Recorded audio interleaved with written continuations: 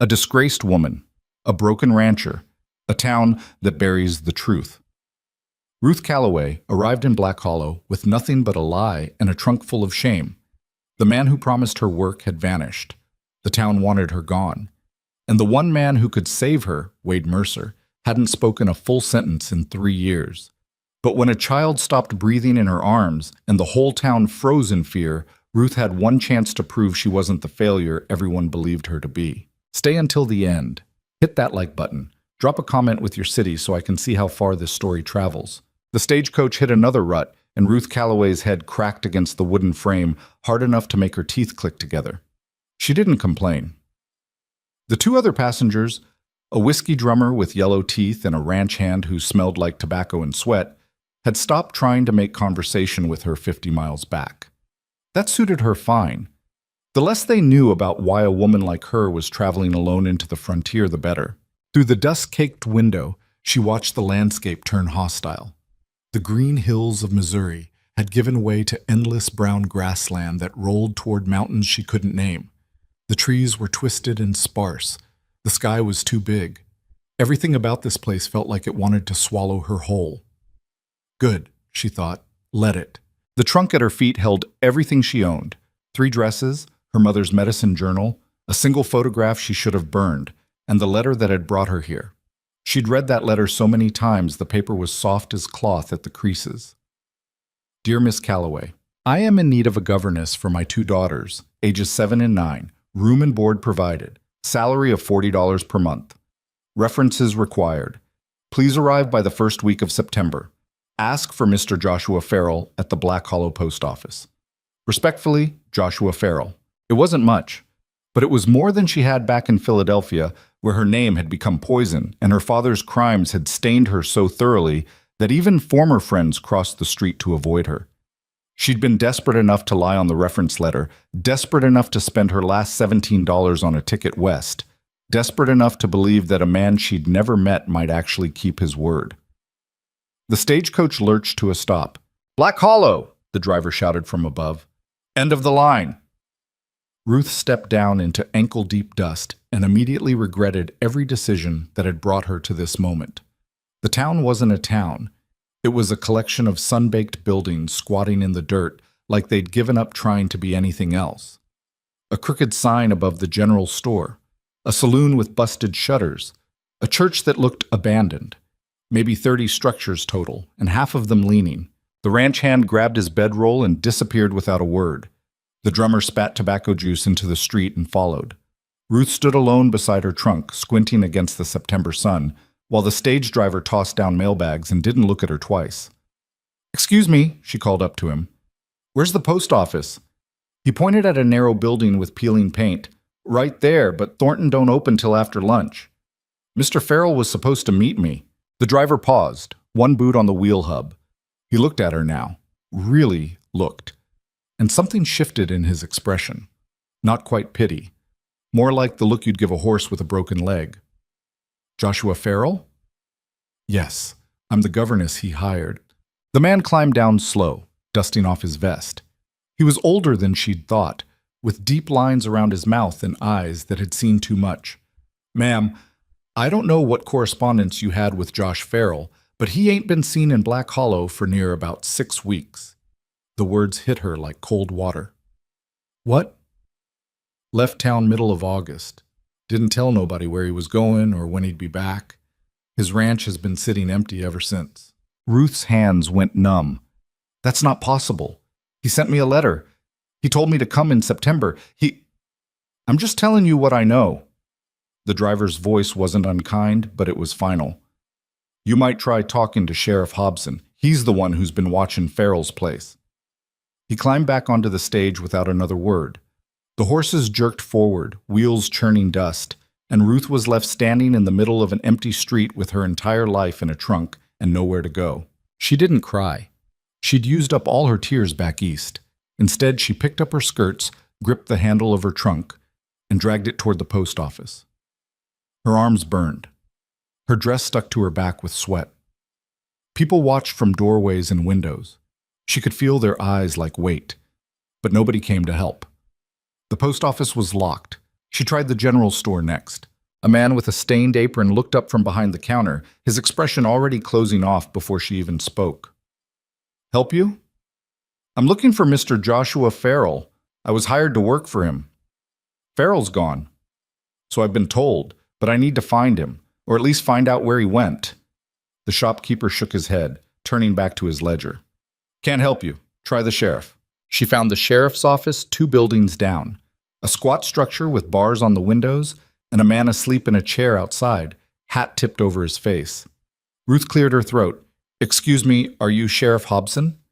The man tilted his hat back with one finger. He was younger than she expected, maybe 35, with a lean face and eyes that cataloged her in about 3 seconds. Eastern clothes, battered trunk, no husband, no prospects. "That's me. I'm Ruth Calloway. I was hired by Joshua Farrell to be a governess for his daughters, but I've just been told he's disappeared." Hobson stood, brushing dust from his trousers. "That's about the size of it. Farrell rode out 6 weeks ago saying he had business in Denver. Never came back. We sent a wire to the marshal up there, but haven't heard nothing yet." "And his daughters?" "He don't have daughters, ma'am." The ground seemed to tilt. "I'm sorry?" "Josh Farrell's a bachelor. Always has been. Runs cattle on a patch of scrubland north of here. Drinks too much. Gambles worse. He sure as hell don't have children." Ruth's throat closed. She opened her handbag with shaking hands and pulled out the letter, thrusting it toward the sheriff. "He sent me this. He offered me a position. I have a reference letter. Hobson read it, his jaw tightening. When he handed it back, his voice was gentler. "Miss Calloway, I don't know who wrote this letter, but it wasn't Josh Farrell. That's not his handwriting. And even if it was, the man don't have 2 nickels to rub together, let alone $40 a month to pay a governess." The world went very still. "So I've been deceived." "Looks that way." She folded the letter carefully, pressed it back into her handbag, and forced herself to breathe. In through the nose, out through the mouth, the way her mother taught her when the panic came. "Is there a boarding house in town?" "Mrs. McKenna runs one behind the saloon, but I'll be straight with you. It ain't cheap, and it ain't clean." "How much?" $2 a week, meals included." Ruth had exactly $4.30 left, enough for 2 weeks if she didn't eat much. After that, she didn't let herself finish the thought. "Thank you, Sheriff." She turned before he could offer sympathy she didn't want. The boarding house was worse than she'd imagined. It squatted behind the saloon like something that had crawled there to die. A 2-story structure with a sagging porch and windows so dirty she couldn't see through them. The sign above the door said, "McKenna's Rooms" in faded paint. Ruth knocked. The woman who answered was built like a barrel, with iron gray hair scraped into a bun and a face that had forgotten how to smile. She looked Ruth up and down with the cold assessment of someone who'd seen 1,000 desperate women and didn't have patience for 1,001. "Mrs. McKenna? That's right. I need a room. $2 a week, in advance. You get supper at 6 and breakfast at dawn. You miss it, you don't eat. No men in the rooms, no noise after 10. You cause trouble, you're out."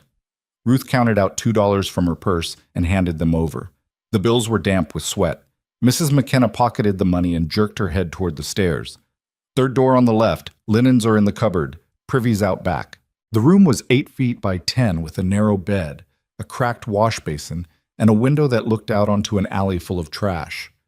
Ruth set her trunk down, sat on the edge of the mattress, and stared at the wall.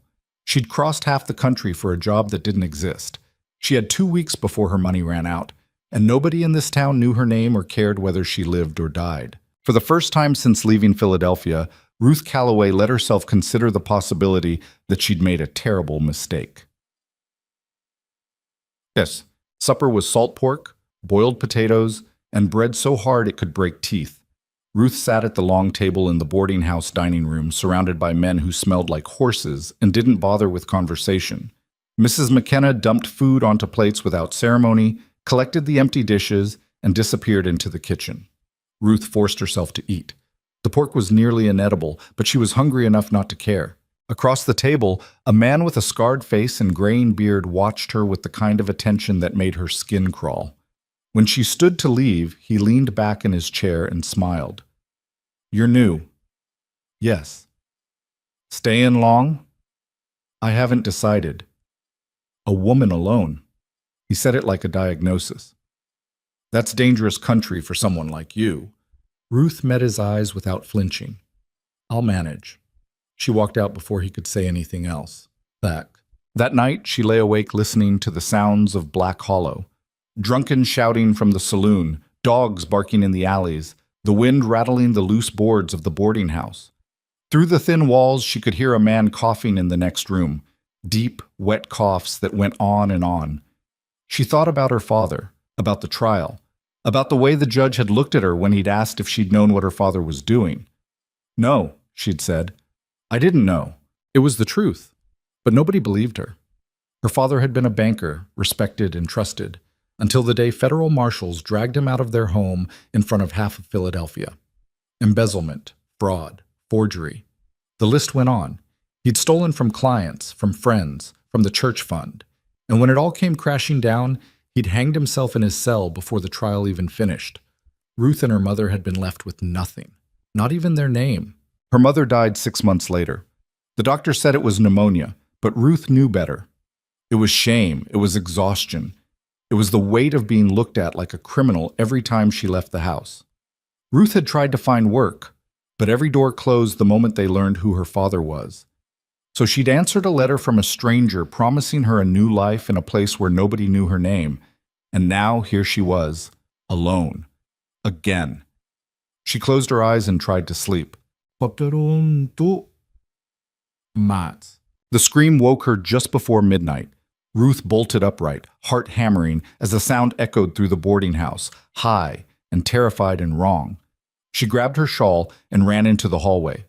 Other doors were opening, men in undershirts, women with loose hair, everyone stumbling into the narrow corridor lit by a single kerosene lamp. Mrs. McKenna was already at the far end, standing outside a room with the door flung wide. "What happened?" someone shouted. "It's the Callahan boy," Mrs. McKenna said, her voice tight. "He can't breathe." Ruth pushed through the crowd. Inside the room, a woman knelt on the floor cradling a child. A boy maybe 7 years old, his face dark red and his mouth open in a soundless gasp. His eyes were wide with terror, his small hands clawed at his throat. "He just started choking," the woman sobbed. "I don't know what happened. He just—" The boy's lips were turning blue. Ruth dropped to her knees beside them. "Let me see him." "Who the hell are you?" the woman snapped. "Someone who can help." "Let me see him." The woman hesitated, then shifted the boy toward Ruth. Ruth pressed her ear to his chest.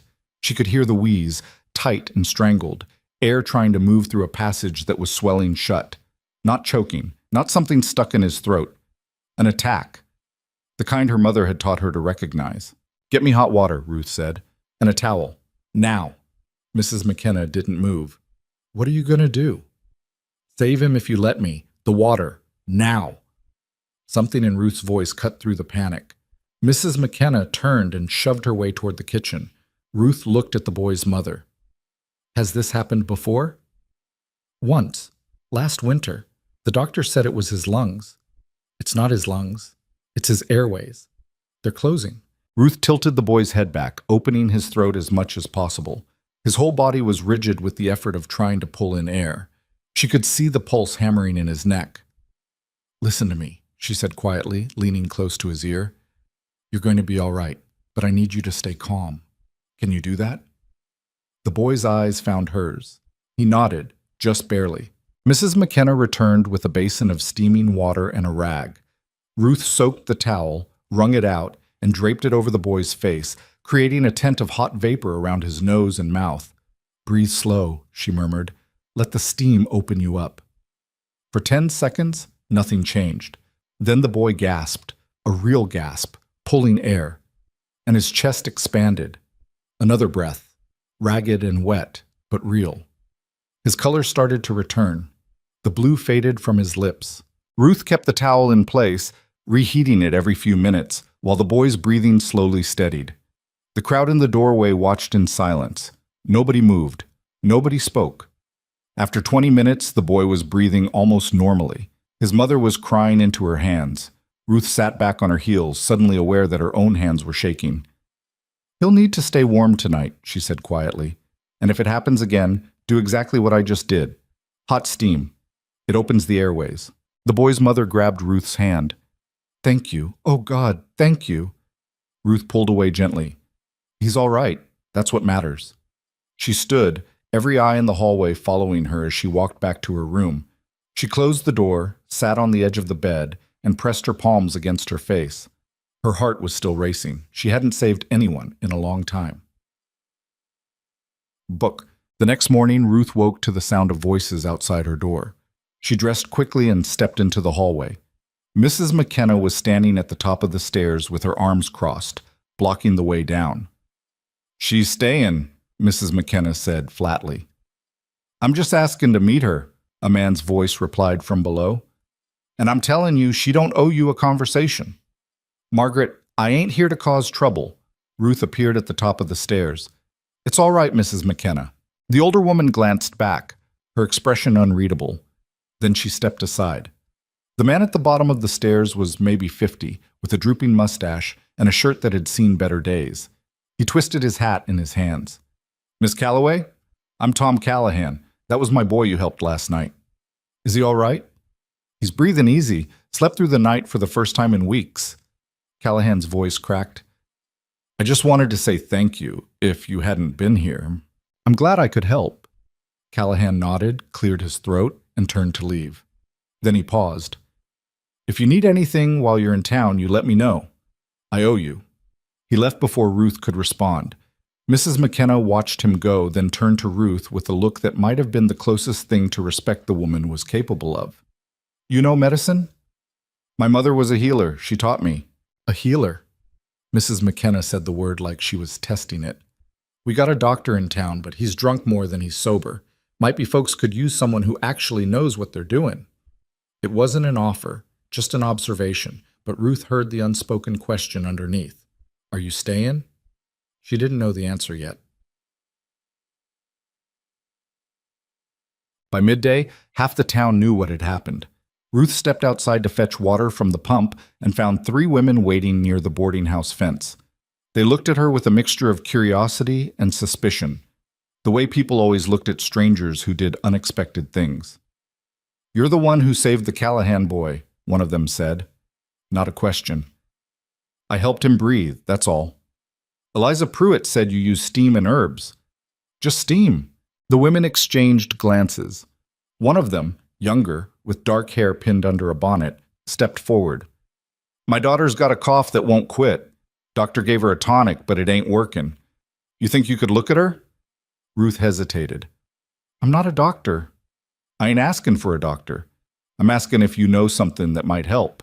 There was desperation in the woman's voice, the kind Ruth recognized because she'd heard it in her own mother's patients back in Philadelphia. People who'd tried everything and were willing to gamble on a stranger. I can look, Ruth said quietly, but I can't make promises.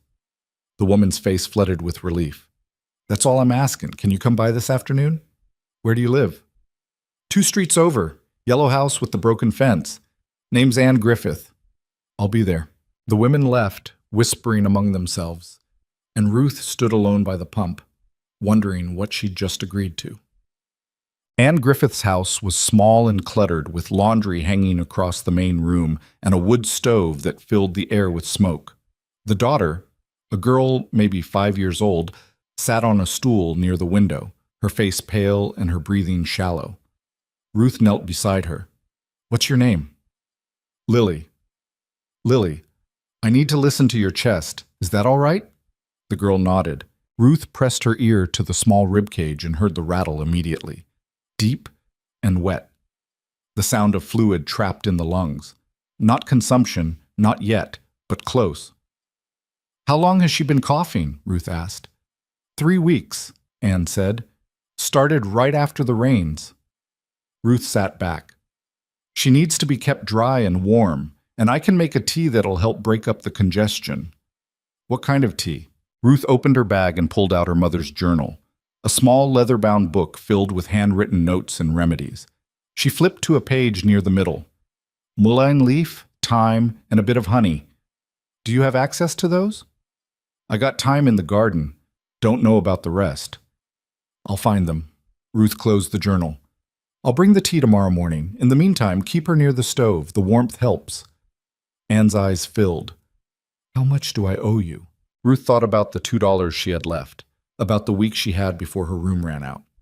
Nothing, she heard herself say. Just keep her warm. She left before the woman could argue.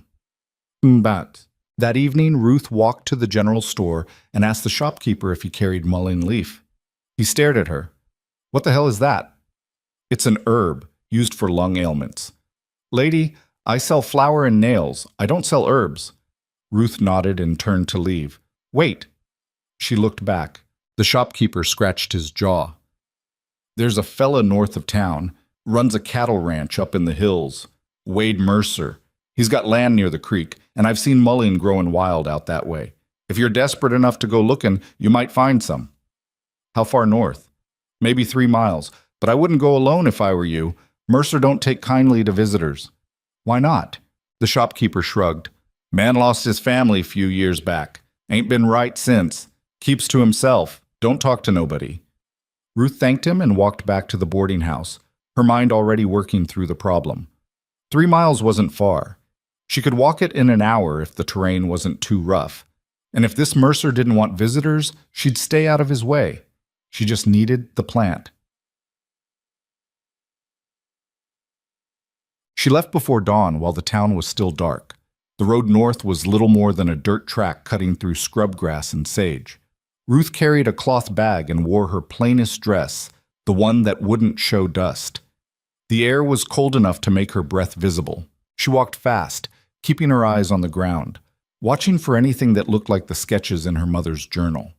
Mullein had broad, fuzzy leaves and grew in dry soil near water.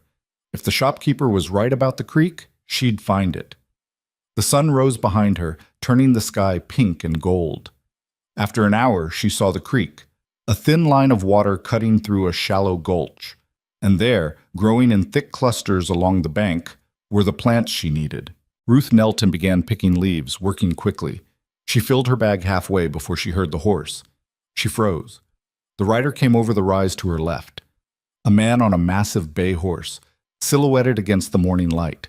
He didn't say anything, just sat there watching. Ruth stood slowly, clutching her bag. I'm not trespassing. I'm just gathering herbs. The man didn't respond. He was big, broad-shouldered and tall, even sitting down. His hat shadowed his face, but she could see the line of his jaw and the way he held himself perfectly still, like he was carved from the same stone as the hills around them. I'll leave, Ruth said. I didn't mean to disturb you. The man's horse shifted, and he steadied it with one hand. Still, he didn't speak. Ruth turned and started walking back the way she'd come, her heart pounding. She made it maybe 20 yards before the sound of hooves followed. She didn't run. Running would be worse. The rider came alongside her, moving at a walk. Ruth kept her eyes forward, refusing to look at him. You're the one who saved the Callahan boy. His voice was low and rough, like he didn't use it much. Ruth glanced up. The man's face was hard and weathered, with deep lines around his eyes and a scar cutting through his left eyebrow. He wasn't old, maybe 40, but he looked like he'd lived twice that. Yes, she said. You need more of that? He nodded at her bag. I do. The man studied her for a long moment. Then he dismounted, walked to the creek, and pulled up a dozen mullein plants by the roots, shaking off the dirt. He brought them back and held them out. Ruth stared. Thank you. He nodded once, swung back onto his horse, and rode away without another word. Ruth stood in the middle of the empty road, holding a bundle of herbs, and watched him disappear over the ridge. She didn't know his name, but something about the way he'd looked at her, like he saw past the fear and exhaustion to the person underneath, made her chest ache in a way she didn't expect. She walked back to town thinking about silence and the weight of grief and the strange kindness of men who didn't speak. By the end of the week, Ruth had treated 4 more patients. A ranch hand with an infected cut, a woman with headaches that wouldn't quit, a child with fever. Each time she used what her mother had taught her. Simple remedies, common sense, the kind of medicine that didn't require a degree but worked if you paid attention. People started calling her the healer. She didn't correct them. Mrs. McKenna stopped charging her for meals. "You're earning your keep," the older woman said. "Folks are talking. They're saying you're better than Doc Miller." Ruth didn't know if that was true, but she did know she was running out of money, and if people wanted to pay her in bread or firewood or the occasional coin, she wasn't going to refuse. It wasn't the life she'd imagined, but it was something. And for the first time since leaving Philadelphia, Ruth Calloway felt like maybe, just maybe, she'd found a place where she could survive. Winter came to Black Hollow like a fist. The first snow hit in late October, turning the dust to mud and the mud to ice. Ruth woke one morning to find frost on the inside of her window and her breath hanging visible in the air. She wrapped herself in both her shawls and went downstairs to find Mrs. McKenna stoking the fire in the dining room, her face grim. "Wood's running low," the older woman said without preamble. "I need another cord before the real cold hits, but Miller's charging double what he did last year. Highway robbery." Ruth poured herself coffee from the pot on the stove. It was weak and bitter, but it was hot. "How much does he want?" $8. I got 5, and that's only because the Hendersons paid their rent early. Mrs. McKenna jabbed at the fire with an iron poker. "Winter ain't even started yet, and we're already scraping bottom." Ruth thought about the $4 she'd managed to save from treating patients over the past month. It wasn't much, but it was hers. She'd been planning to use it for fabric to make a warmer dress. "I can chop wood," she heard herself say. Mrs. McKenna turned to look at her. "You ever chopped wood before?" "No, but I can learn." The older woman's mouth twitched. Not quite a smile, but close. "There's an axe in the shed out back. If you're serious, the deadfall's been piling up behind the saloon. Nobody's touched it because it's hard work for no pay. But if you can split it, we can burn it." Ruth set down her coffee. "Show me where." An hour later, she stood in the alley behind the saloon staring at a pile of wood that looked like it had been dumped there and forgotten. Branches, logs, chunks of fence posts, all of it tangled together and half buried in snow. The axe in her hands weighed more than she'd expected. She swung. The blade glanced off the log and buried itself in the dirt. Her hand stung from the impact. She tried again. This time the axe stuck in the wood but didn't split it. By the third attempt, her arms were shaking and she still hadn't managed to break a single piece. "You're doing it wrong." Ruth spun around, nearly dropping the axe. The man from the creek stood 10 feet away, his horse tied to a post near the saloon. He watched her with the same unreadable expression he'd worn the first time they'd met. Not judging, just observing. Ruth wiped sweat from her forehead despite the cold. "I'm aware of that." He walked over, took the axe from her hands without asking, and positioned a log upright on the chopping block. "You're swinging from your arms. That's why you're tired." He raised the axe above his head, letting the weight of it hang for a moment. "Let gravity do the work. Just aim it." He brought the axe down in one smooth motion. The log split clean in half. He handed the axe back to her. "Try again." Ruth positioned another log, mimicking what she'd seen. She raised the axe, felt the weight of it, and let it drop. The log split. Not perfectly. One piece was bigger than the other, but it split. She looked up, surprised, and found the man watching her with something that might have been approval. "Keep your feet wider," he said, "and don't grip so tight. You'll get blisters." Then he untied his horse and rode away. Ruth stood there for a moment, holding the axe, watching him disappear around the corner. She still didn't know his name, but she was starting to understand that he was the kind of man who helped without expecting thanks and left before you could offer it. She turned back to the woodpile and got to work. By sunset, she'd split half a cord. Her hands were raw and her back screamed, but the pile of firewood beside her was real and useful and hers. Mrs. McKenna came out to inspect the work, eyebrows raised. "Well, I'll be damned." Ruth couldn't help the small flicker of pride. "Will it be enough?" "For a few weeks, if we're careful." The older woman hesitated, then added, "You did good." That night, Ruth soaked her blistered hands in warm salt water and tried not to think about how much they hurt.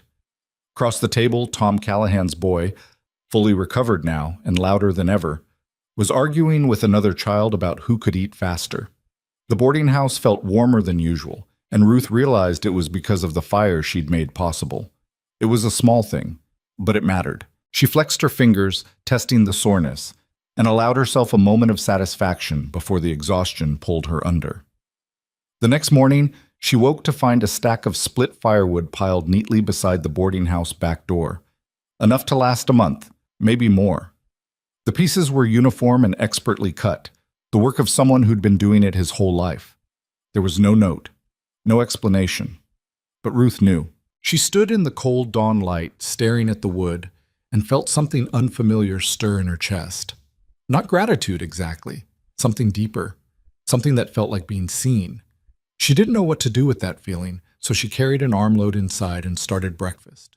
The weeks blurred together after that. Ruth fell into a rhythm that felt less like survival and more like living. She treated patients in the mornings, coughs, cuts, fevers, the endless small ailments of a hard-working town. In the afternoons, she helped Mrs. McKenna with the boarding house work, scrubbing floors and washing linens and serving meals to men who were starting to nod at her when she walked by. Black Hollow was beginning to feel less hostile, not welcoming exactly, but familiar. She learned the rhythms of the town, which days the supply wagons came in, which families had money and which were barely scraping by, who drank too much and who worked too hard, and who could be trusted. She also learned about Wade Mercer. It started with Tom Callahan, who mentioned him one evening over supper. Mercer's horse went lame. Saw him leading her into town this morning. Looked bad. Mercer? Ruth asked, keeping her voice carefully neutral. Owns the big ranch north of here. Keeps to himself mostly, but he's got the best horses in the territory. If something's wrong with that mare, it's going to hurt him bad. She's worth more than most men make in a year. Ruth thought about the silent man who'd taught her to split wood, who'd left enough firewood to last through winter without a word. She finished her meal and went to find Sheriff Hobson. He was in his office, boots up on his desk, reading a week-old newspaper. He looked up when she knocked. Miss Calloway? I heard Wade Mercer's horse is injured. Hobson's eyebrows went up. Word travels fast. Yeah, he brought her into Doc Miller this morning. But Miller's a people doctor, not a horse doctor, and he's drunk besides. Told Mercer there wasn't nothing he could do. What's wrong with the horse? Something with her leg. Swelled up bad. Can't put weight on it. Hobson folded his newspaper. Mercer's probably going to have to put her down. Shame, too. That mare's gotten him through some rough country. Ruth's mind was already working. Where is he now? Probably headed back to his ranch. Why? She didn't answer. She was already walking toward the door. Miss Calloway, Hobson called after her. Mercer don't take kindly to folks showing up unannounced. I'm not folks, Ruth said. I'm the healer. She borrowed a horse from Tom Callahan, a sweet-tempered gelding named Brick, who didn't mind the 3-mile walk north. The sun was high and cold, the kind of light that made everything look sharp-edged and brittle. Mercer's ranch appeared gradually over the hills, a house, a barn, corrals stretching out toward the tree line. It was bigger than she'd expected, but empty in a way that had nothing to do with size. No smoke from the chimney, no movement in the yard, just buildings standing quiet against the snow. She tied Brick to the fence and walked toward the barn. Wade Mercer stood inside next to a stall where a beautiful chestnut mare lay on her side, breathing hard. The horse's left foreleg was swollen to twice its normal size, the skin tight and hot-looking. Mercer looked up when Ruth's shadow fell across the threshold. His expression didn't change, but something in his posture shifted. A subtle tension, like he was bracing for bad news. Mr. Mercer, Ruth said, I heard your horse is hurt. He stared at her for a long moment. Then he turned back to the mare. Nothing to be done. May I look at her? You a horse doctor? No, but I know about swelling and infection, and I know about pain. Mercer's jaw tightened. He didn't tell her to leave, which Ruth took as permission. She knelt beside the mare, who watched her with frightened, rolling eyes. Ruth placed a hand gently on the horse's neck, speaking soft and low. Easy, girl. Just going to look. The mare's breathing slowed slightly. Ruth ran her hands carefully down the injured leg, feeling for heat and checking the swelling. It was worst around the knee and fetlock, tight, angry, radiating warmth. But there was no break, no bone sticking out, just inflammation, severe and painful. What happened? She asked. Stepped wrong coming down a hill 2 days ago, Mercer said. Thought it was just a strain. Got worse overnight. Ruth sat back on her heels thinking. Her mother had treated horses a few times. Farmers who couldn't afford a veterinarian and were desperate enough to try anything. The principles were the same as treating people. Reduce the swelling, manage the pain, prevent infection. I can help her, Ruth said, but I'll need supplies. Mercer's eyes sharpened. What kind of supplies? Cold water, clean cloths, comfrey root if you have it, or I can use willow bark. And patience. How long? A few hours for the first treatment, then we'll see. Mercer studied her the way he'd studied the woodpile that first day, carefully, like he was trying to figure out if she was serious or foolish. Finally, he nodded. I'll get the water. They worked in silence. Mercer brought bucket after bucket of cold creek water while Ruth prepared compresses soaked in willow bark tea. She wrapped the mare's leg carefully, changing the cloths every 20 minutes to keep them cold. The horse flinched at first, then gradually relaxed as the cold numbed the worst of the pain.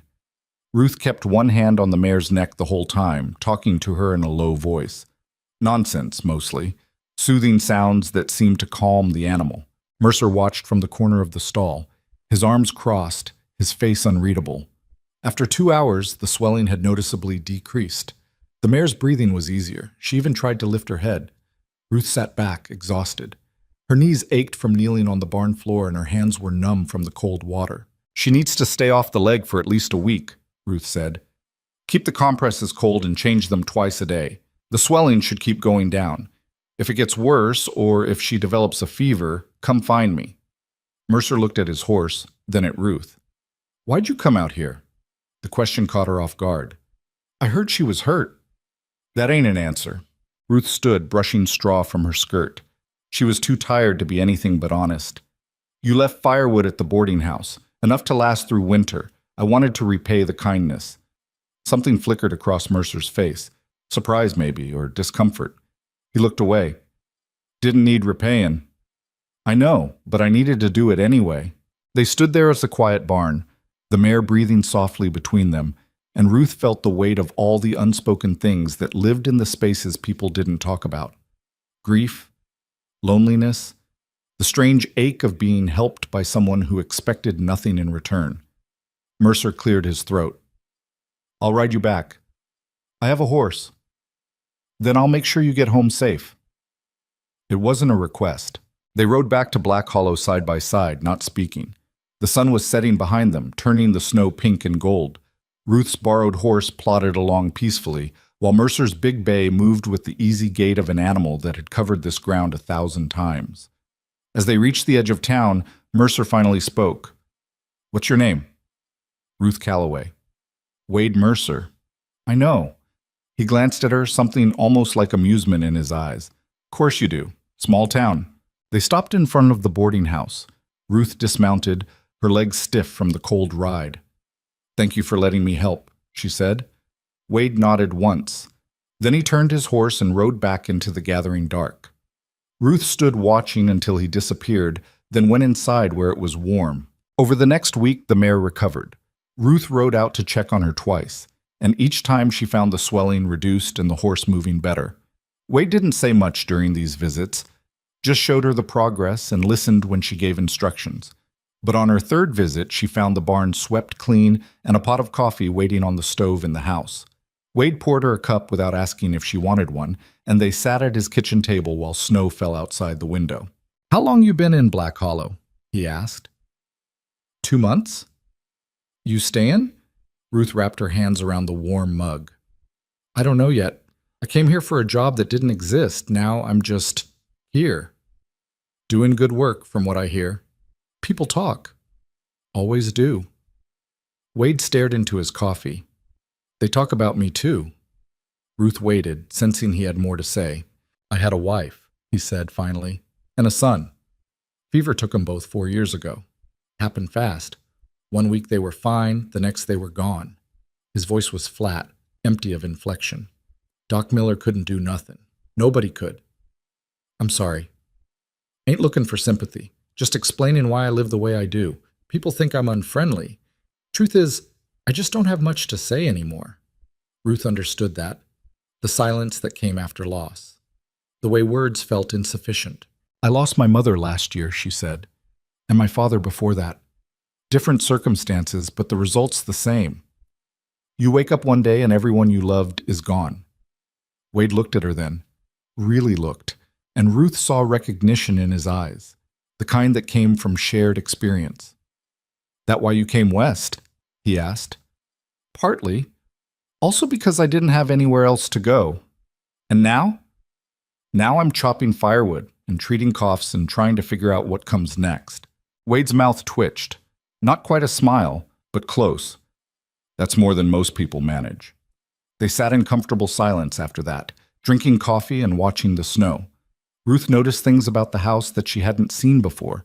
The dust on the shelves, the cold fireplace, the sense of a place that had stopped being a home and become just a building where someone slept. "You should light a fire," she said. "It's freezing in here." "Don't see the point. I'm usually in the barn." "The point is not dying of cold in your own house."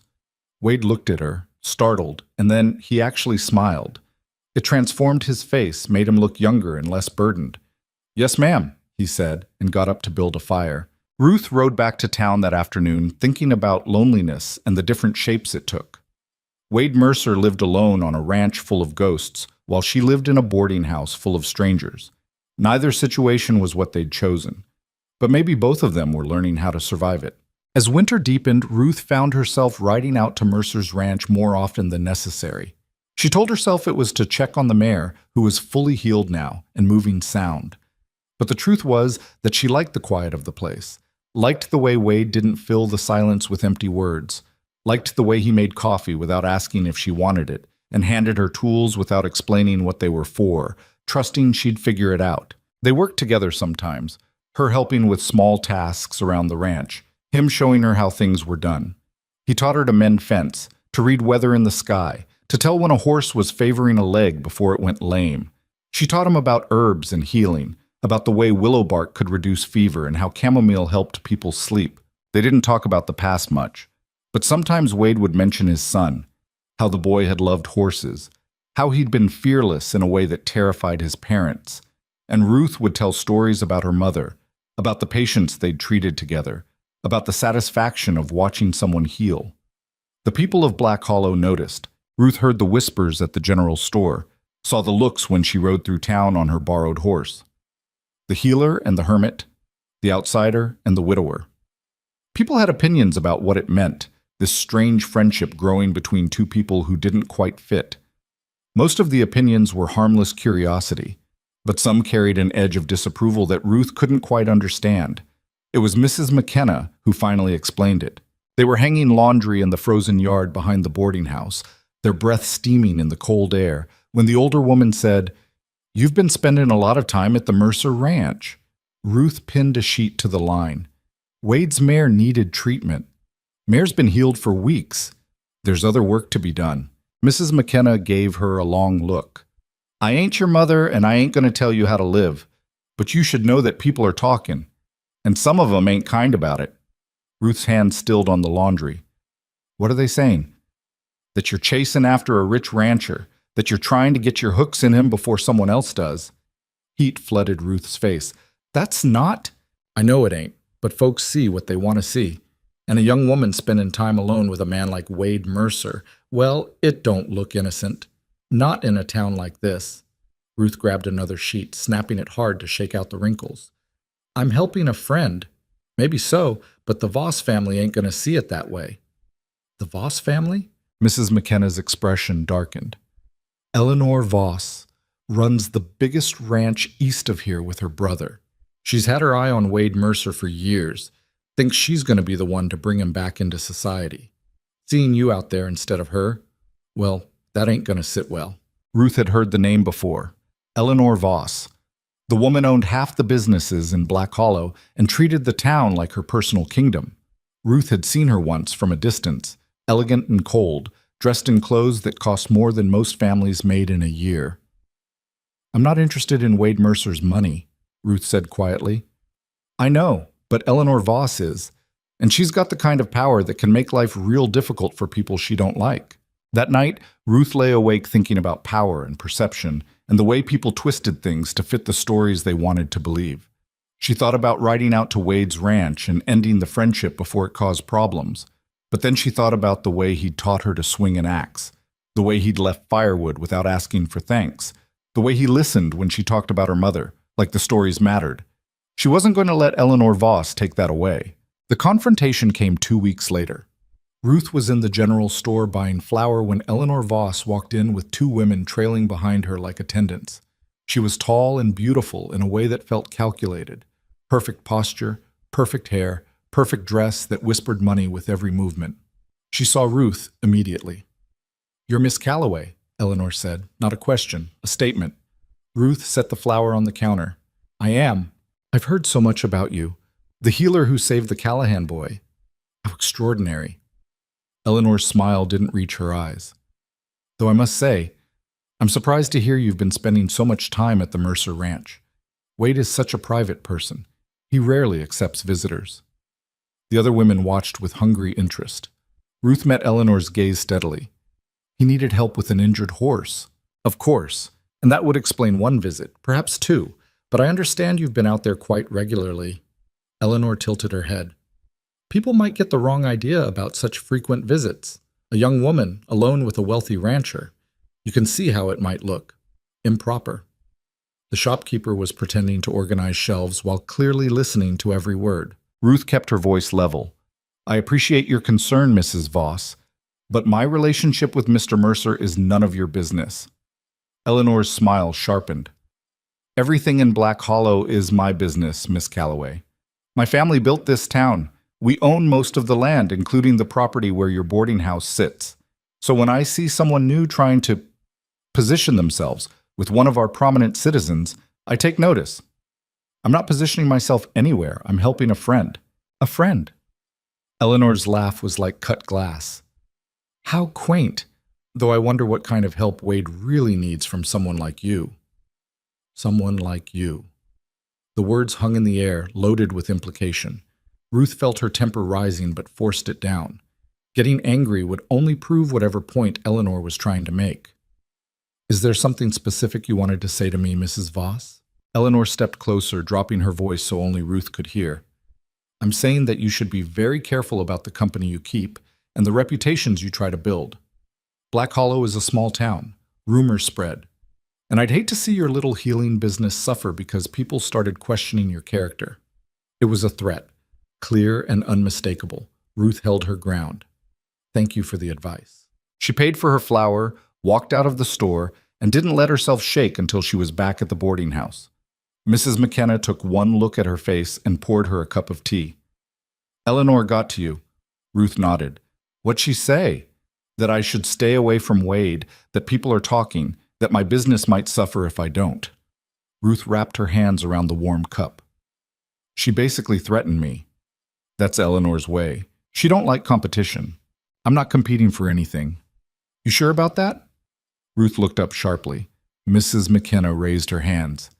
"I ain't saying you're chasing him, but I seen the way you look when you come back from that ranch. Lighter, somehow, happier, and I seen the way he looks at you when he rides through town. Like he's checking to make sure you're still here. That ain't just friendship, girl, and Eleanor Voss ain't blind." Ruth set down her teacup. "It doesn't matter what it is. I'm not going to let her bully me into giving up the one good thing I've found in this place." "Then you better be ready for what comes next, because Eleanor don't make threats she can't back up." 3 days later, Ruth's first patient canceled. Then another. By the end of the week, half her regular appointments were gone. When she asked why, people looked away and mumbled excuses. Too busy. Feeling better. Decided to try Doc Miller instead. Ruth knew what was happening. Eleanor Voss was making good on her threat. She kept working, kept treating the people who would still see her, kept chopping wood and helping at the boarding house. But the money dried up. And without the money, she was back where she'd started, counting coins and wondering how long she could last. She didn't tell Wade. She couldn't. The man had enough problems without adding hers to the pile. But Wade noticed anyway. He showed up at the boarding house one evening in early December, his hat in his hands, snow melting in his hair. Mrs. McKenna led him into the dining room where Ruth was setting tables for supper. "Need to talk to you," he said. They stepped outside into the cold. Ruth wrapped her shawl tighter. "Heard you been losing patience," Wade said. Ruth looked away. "Word travels. Eleanor Voss? How did you—" "Because that's what she does. Someone threatens her position, she cuts them down." Wade's jaw was tight. "This is my fault." "It's not." "It is. She's had her eye on my land for years. Thinks if she can get me to marry her, she'll control the whole North Territory. Seeing you out there messed up her plans." Ruth laughed bitterly. "I'm not even trying to mess up anything. I'm just trying to survive." "I know. That's why I'm going to fix it."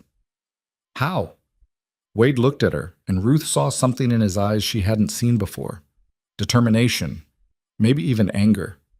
"By telling the whole town exactly what I think of Eleanor Voss and her threats.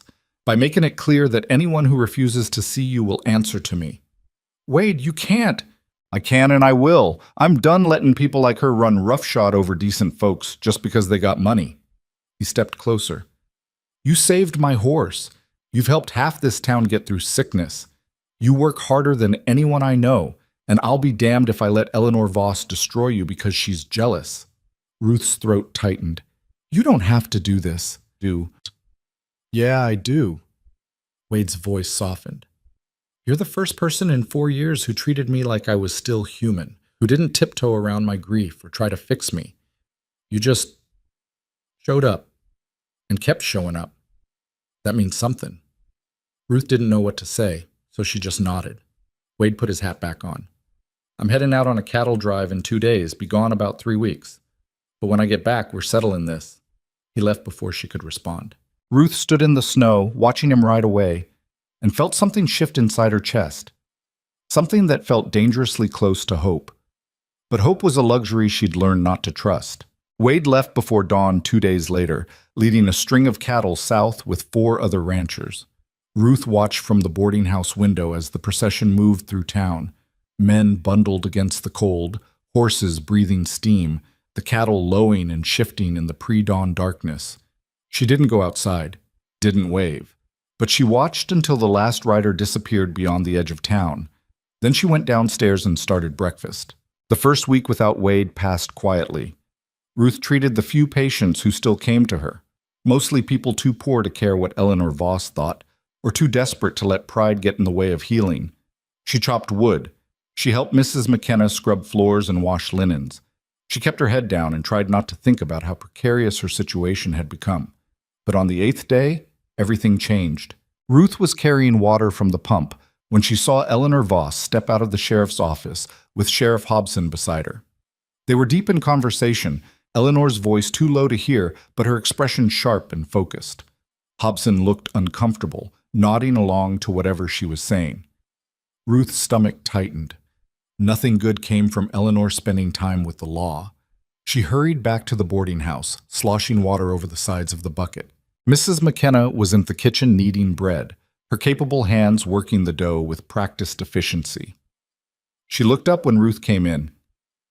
"You look like you've seen a ghost." Eleanor Voss was with the sheriff. Mrs. McKenna's hands stilled. "That ain't good." "What could she possibly want with him?" "Nothing legal, that's for sure.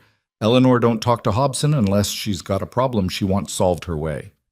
The older woman shaped the dough into a loaf and set it aside to rise. "Whatever she's planning, it ain't going to be small." Ruth set the water bucket down harder than necessary. "I haven't done anything wrong." "Don't matter. Eleanor don't need you to do something wrong. She just needs people to believe you did." The words settled over Ruth like ice water. That afternoon, the whispers started. Ruth heard them at the general store, in the gaps between conversations when she walked past. Saw them in the way people looked at her, and then quickly looked away. By evening, the rumors had taken shape. Her father had been a criminal back east, a thief. She'd fled to avoid prosecution. The whole governess story was a lie. She'd come to Black Hollow to hide from the law. Ruth stood in the middle of the boarding house dining room, hands shaking, while Mrs. McKenna recounted what she'd heard. "Is any of it true?" the older woman asked quietly. Ruth's throat closed. "My father, he did steal money. He was caught. He killed himself before the trial ended. But I didn't know what he was doing. I wasn't part of it." But you ran. I didn't run. I left because there was nothing left for me in Philadelphia. No family, no friends, no future. Ruth's voice cracked. I came here to start over. That's not a crime. Mrs. McKenna studied her face for a long moment. Then she nodded. I believe you. But it don't matter what I believe. It matters what the town believes. And Eleanor's good at making people believe what she wants. How did she even find out? Money buys information. Eleanor probably hired someone to dig into your past the moment she saw you as a threat. Mrs. McKenna's expression was grim. Question is, what are you going to do about it? Ruth didn't have an answer. Over the next 3 days, the town turned against her completely. The few remaining patients stopped coming. People crossed the street to avoid her. The shopkeeper refused to sell to her on credit. Even Tom Callahan, whose son Ruth had saved, wouldn't meet her eyes when they passed on the street. Ruth felt the walls closing in. Mrs. McKenna did what she could. She let Ruth keep her room even though there was no money to pay for it. She made sure Ruth had food. She stood beside her when the whispers grew loud enough to hear. But even Mrs. McKenna had limits. I got a business to run, she said one morning, her voice heavy with regret. And folks are starting to talk about not staying here because you're under this roof. I can give you another week, maybe 2. But after that, she didn't finish. She didn't have to. Ruth nodded, swallowing past the lump in her throat. I understand. That night she pulled out her trunk and started packing. There wasn't much. She'd arrived with almost nothing and hadn't accumulated much more. 3 dresses, her mother's journal, the photograph she still couldn't bring herself to burn, and the letter from Joshua Farrell that had brought her here in the first place. She stared at it for a long time, this piece of paper that had promised her a new life and delivered only more shame. Then she folded it carefully and tucked it into the journal. Tomorrow she'd go to the train station and ask about tickets. She had maybe $5 left, enough to get her partway to somewhere else. Somewhere nobody knew her father's name or cared about her past. Somewhere she could disappear. She lay awake that night listening to the wind howl against the boarding house walls and tried not to think about Wade Mercer coming back to find her gone. Tried not to imagine his face when he learned what had happened. Tried not to feel like she was abandoning the one person who'd looked at her and seen something worth defending. But survival meant making hard choices. And Ruth had learned long ago that staying somewhere you weren't wanted only led to more pain. In the morning, she'd leave, before the town could push her out, before Mrs. McKenna had to choose between her business and a doomed friendship, before whatever was growing between her and Wade could become something that hurt worse than everything else combined. She fell asleep just before dawn, her decision made. The knock on her door came at sunrise. Ruth jerked awake, disoriented and groggy. She'd barely slept 3 hours. Miss Calloway? It was Mrs. McKenna, her voice urgent. You need to come downstairs. Ruth pulled on her shawl and opened the door. What's wrong? Wade Mercer just rode in. He's looking for you. Ruth's heart stopped. He's supposed to be gone for 3 weeks. Well, he ain't. He's downstairs and he looks like hell. Mrs. McKenna's expression was unreadable. Whatever you two got between you, it ain't simple. Ruth followed her down to the dining room where Wade stood near the window, still wearing his trail clothes, his face haggard with exhaustion and several days' worth of beard. His eyes found hers immediately. Ruth. She'd never heard him say her name before. It did something to her chest she wasn't prepared for. What are you doing back? The cattle drive is being handled by the others. I came back early. He looked at Mrs. McKenna. Can we talk? Alone? The older woman nodded and disappeared into the kitchen. Wade waited until she was gone, then turned to Ruth. I heard what happened. All of it. Ruth's stomach dropped. How? Ran into a freight driver 2 days south of here. He was carrying gossip along with his cargo. Said the whole town was talking about how Eleanor Voss exposed some criminal woman hiding out as a healer. Wade's jaw tightened. Took me about 5 seconds to figure out who he meant. So you rode back? Of course I rode back. He said it like it was obvious, like there was no other possible choice. I told you I was going to fix this. I meant it. Ruth shook her head. You can't fix this, Wade. Eleanor found out about my father, about what he did, and she's made sure everyone in Black Hollow knows I'm the daughter of a thief and a suicide. That's not something you can argue away. Then we don't argue. We tell the truth. The truth is that my father was a criminal, that I come from shame, that everywhere I go his crimes follow me. Ruth's voice broke. Eleanor didn't lie. She just twisted facts until they looked the way she wanted. Wade crossed the room in 3 strides and gripped her shoulders. Listen to me. I don't give a damn what your father did. I care about what you've done.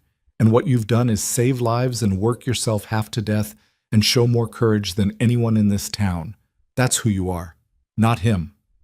Tears burned Ruth's eyes, but she refused to let them fall. It doesn't matter who I am. It matters what people believe. And they believe I'm not worth trusting. Then they're fools. Maybe. But they're fools with power, and I'm just... She stopped, the words catching in her throat. Just what? Nobody. I'm nobody, Wade. I have no family, no money, no position. Eleanor Voss can destroy me without even trying because I have nothing to fight back with. Wade's hands tightened on her shoulders. You got me. The words hung between them, raw and honest. Ruth looked up at him. At this man who'd ridden through 2 days and nights to get back to her, who'd left his cattle and his ranch and his carefully maintained solitude because someone had hurt her. Why? She whispered. Why do you care what happens to me? Wade's expression softened in a way she'd never seen before. Because for the first time in 4 years, I don't feel dead inside when I'm around you. Because you look at me like I'm still a person instead of a tragedy. Because... He stopped, struggling with words that clearly didn't come easy. Because you matter to me. And I ain't gonna let Eleanor Voss take that away. Ruth's breath caught. Before she could respond, the door burst open and Tom Callahan stumbled in, his face white with panic. Miss Calloway, please. It's my boy again. He can't breathe and I don't know what to do, and Ruth was already moving. She grabbed her medicine bag from where it hung near the door and followed Callahan out into the street, Wade right behind her. They ran 3 blocks to the Callahan house, Ruth's skirts tangling around her legs, her breath coming in gasps. Inside, she found the boy on the floor, his mother holding him while he struggled for air, his lips already turning blue. Ruth dropped to her knees. How long? 5 minutes, maybe more. I sent Tom for you, but... Get me hot water, now! She worked quickly, using the same method she'd used the first time. Steam and heat and calm reassurance. But this attack was worse. The boy's airway was almost completely closed. His small body was rigid with panic. Come on, Ruth murmured, adjusting the steam tent. Come on, breathe. Nothing. The boy's eyes were starting to roll back. Ruth made a split-second decision. She tilted his head further back, opening his throat at a sharper angle, and pressed her fingers to either side of his windpipe, feeling for the constriction. What are you doing? Wade asked quietly from behind her. Trying to manually open the airway. Her fingers found the spot where the swelling was worst. She applied gentle, steady pressure, working against the inflammation. For a terrible moment, nothing happened. Then the boy gasped. A wet, rattling sound. And air moved. Ruth kept the pressure steady, kept talking to him in a low voice, kept the steam flowing. Gradually, achingly slowly, his breathing improved. The blue faded from his lips. His body began to relax. By the time he was breathing normally again, Ruth's hands were shaking so hard she could barely hold the cloth. Tom Callahan was crying openly. His wife had her face buried in her hands. Ruth sat back exhausted. He needs to see a real doctor, someone who knows more than I do about this condition. There ain't no doctor better than you, Tom said hoarsely. You saved him. Again. I got lucky. Next time I might not. Ruth looked at the boy's mother. There are doctors in Denver who specialize in breathing problems. You should take him there. We can't afford Denver. Then we figure something out, but he can't keep having these attacks without proper treatment. Wade spoke from the doorway. I'll pay for it. Everyone turned to look at him. You'll what? Tom asked. I'll pay for the trip to Denver, and the doctor, and whatever treatment he needs. Wade's voice was firm.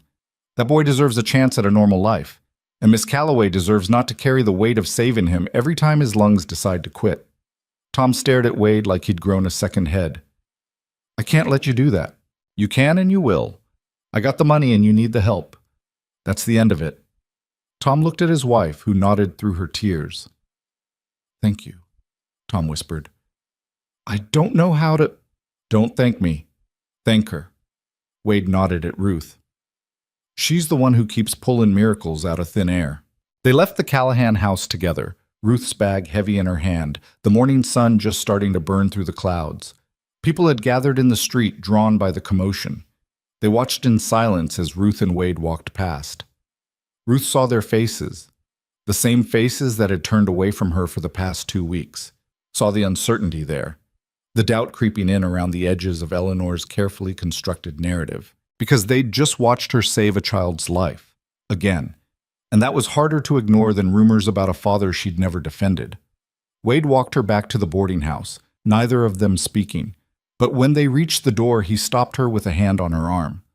"I'm riding out to confront Eleanor today." Ruth's stomach clenched. "Wade, don't. She'll just what? Spread more lies?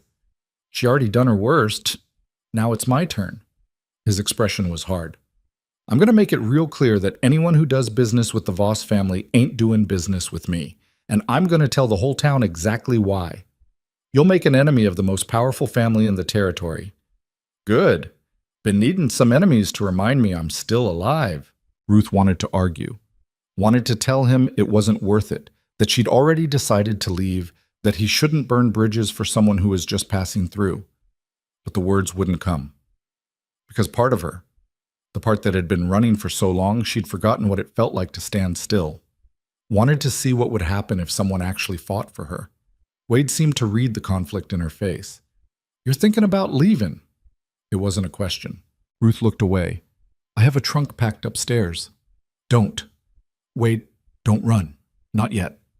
Give me a chance to fix this first." He ducked his head to catch her eyes. "Please." Ruth had never heard him say please before. She nodded, not trusting her voice. Wade squeezed her arm once, then turned and walked toward where his horse was tied. Ruth watched him mount up and ride east toward the Voss ranch and felt her heart climb into her throat. Mrs. McKenna appeared beside her. "That man's either the bravest fool I ever met, or he's in love with you. He barely knows me." "Sometimes that's all it takes." Mrs. McKenna handed her a cup of coffee. "Question is, what are you going to do about it?" Ruth didn't have an answer. Wade returned 3 hours later. Ruth saw him ride past the boarding house window, his face like granite, and her stomach dropped. She found him at the saloon standing at the bar with a whiskey he hadn't touched. The place was half full with afternoon drinkers who'd all gone quiet when he walked in. "What happened?" Ruth asked quietly. Wade stared at his glass. "Told Eleanor exactly what I thought of her and her poison. Told her I'd make sure every rancher between here and the state line knew what kind of woman she really was. Told her that anyone who chose her business over basic human decency could go to hell." "What did she say?" "That I was making a mistake. That defending a criminal's daughter would ruin my reputation. That I'd lose friends, lose business, lose everything." Wade finally looked at her. "Then she told me something else." Ruth's chest tightened. "What?" "She said she's got proof your father didn't just steal from banks. He stole from people. Regular folks who trusted him with their savings. Families who lost everything because of what he did." Wade's voice was careful. "She said she's got letters from his victims, and she's going to make sure everyone in Black Hollow reads them." The room spun. Ruth gripped the edge of the bar to steady herself. "I didn't know. I swear I didn't know it was that bad." "I know you didn't. But it doesn't matter, does it? Because those people existed. They suffered, and I'm his daughter." Her voice was hollow. "I'm the daughter of a man who destroyed lives." Wade turned to face her fully. "You ain't responsible for what he did. Tell that to his victims." "I would if they were here, but they ain't. Eleanor is. And she's using dead people's pain to hurt you because she's cruel and petty and can't stand that I'd rather spend time with someone real than someone made of money and lies." Ruth shook her head. "This is exactly what I was trying to avoid. This is why I should have left when I had the chance. But you didn't leave. You stayed. You fought. You saved that boy's life this morning, even though half this town's been treating you like dirt." Wade's voice dropped. "That takes more courage than running ever could." "It's not courage, it's stupidity. It's both, but mostly it's courage." Someone cleared their throat behind them. Ruth turned to find Sheriff Hobson standing in the saloon doorway, his hat in his hands. "Miss Calloway, Mr. Mercer, need to talk to both of you." Wade's expression went cold. "If Eleanor sent you—" "She didn't." "Well, she did, but I ain't here on her business." Hobson looked uncomfortable. "Can we step outside?" They followed him into the street where a small crowd had already gathered. Word traveled fast in Black Hollow. Hobson pulled a folded paper from his pocket. "I got a telegram this morning from the marshal in Denver about Joshua Farrell." Ruth's breath caught. "They found him?" "They found him. He's been in jail there for the past 2 months, arrested for fraud and theft. Turns out he's been running a scheme across 3 territories, advertising for governesses and housekeepers, collecting their travel money, then disappearing before they arrived." Hobson's face was grim. "You weren't the only one, Miss Calloway. There were at least 8 other women." The world tilted. Ruth grabbed Wade's arm to steady herself. 8? Maybe more. The marshal's still investigating." Hobson looked at her with something that might have been respect. "Most of those women didn't make it. They ran out of money, couldn't find work, ended up— well, let's just say you're luckier than you know." "Lucky," Ruth repeated numbly. "What I'm saying is you came here under false pretenses just like all the others. But unlike them, you survived. You made something of yourself. And—" Hobson cleared his throat. "Eleanor Voss may have found out about your father, but she left out the part where you were a victim too. That seems important." Wade's hand covered Ruth's where it gripped his arm. "Does Eleanor know about Farrell?" "She does now. I made sure to tell her." Hobson almost smiled. Figured she'd want to know the whole story, seeing as how she's been so concerned with the truth lately.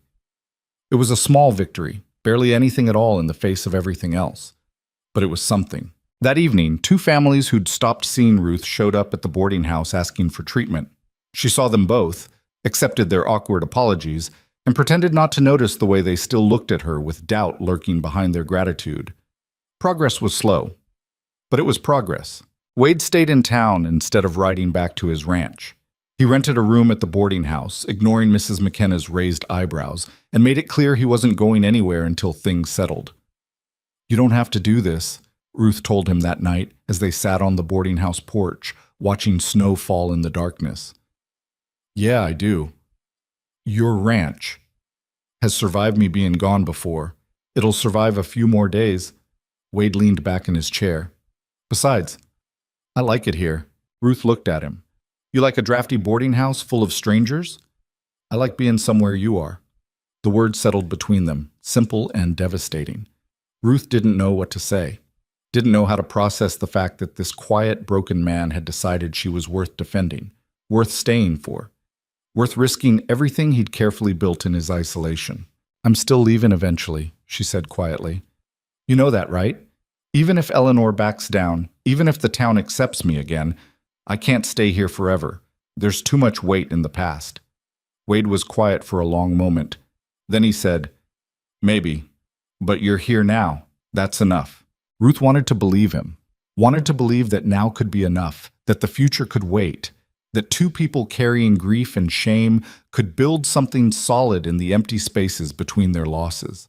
But she'd learned not to trust wanting, so she sat in silence beside him, watching snow cover the town, and tried not to think about how much it would hurt when she finally had to leave. The storm hit 3 days later, rolling in from the west like the end of the world. Ruth woke to the sound of wind screaming against the boarding house walls and rain hammering the roof so hard she thought it might cave in. Lightning cracked across the sky, turning everything white for a fraction of a second before plunging the world back into darkness. She dressed quickly and went downstairs to find Mrs. McKenna already up, moving through the kitchen with a lamp in one hand. "This is going to be bad," the older woman said without preamble. "I've seen storms like this before. They don't quit easy."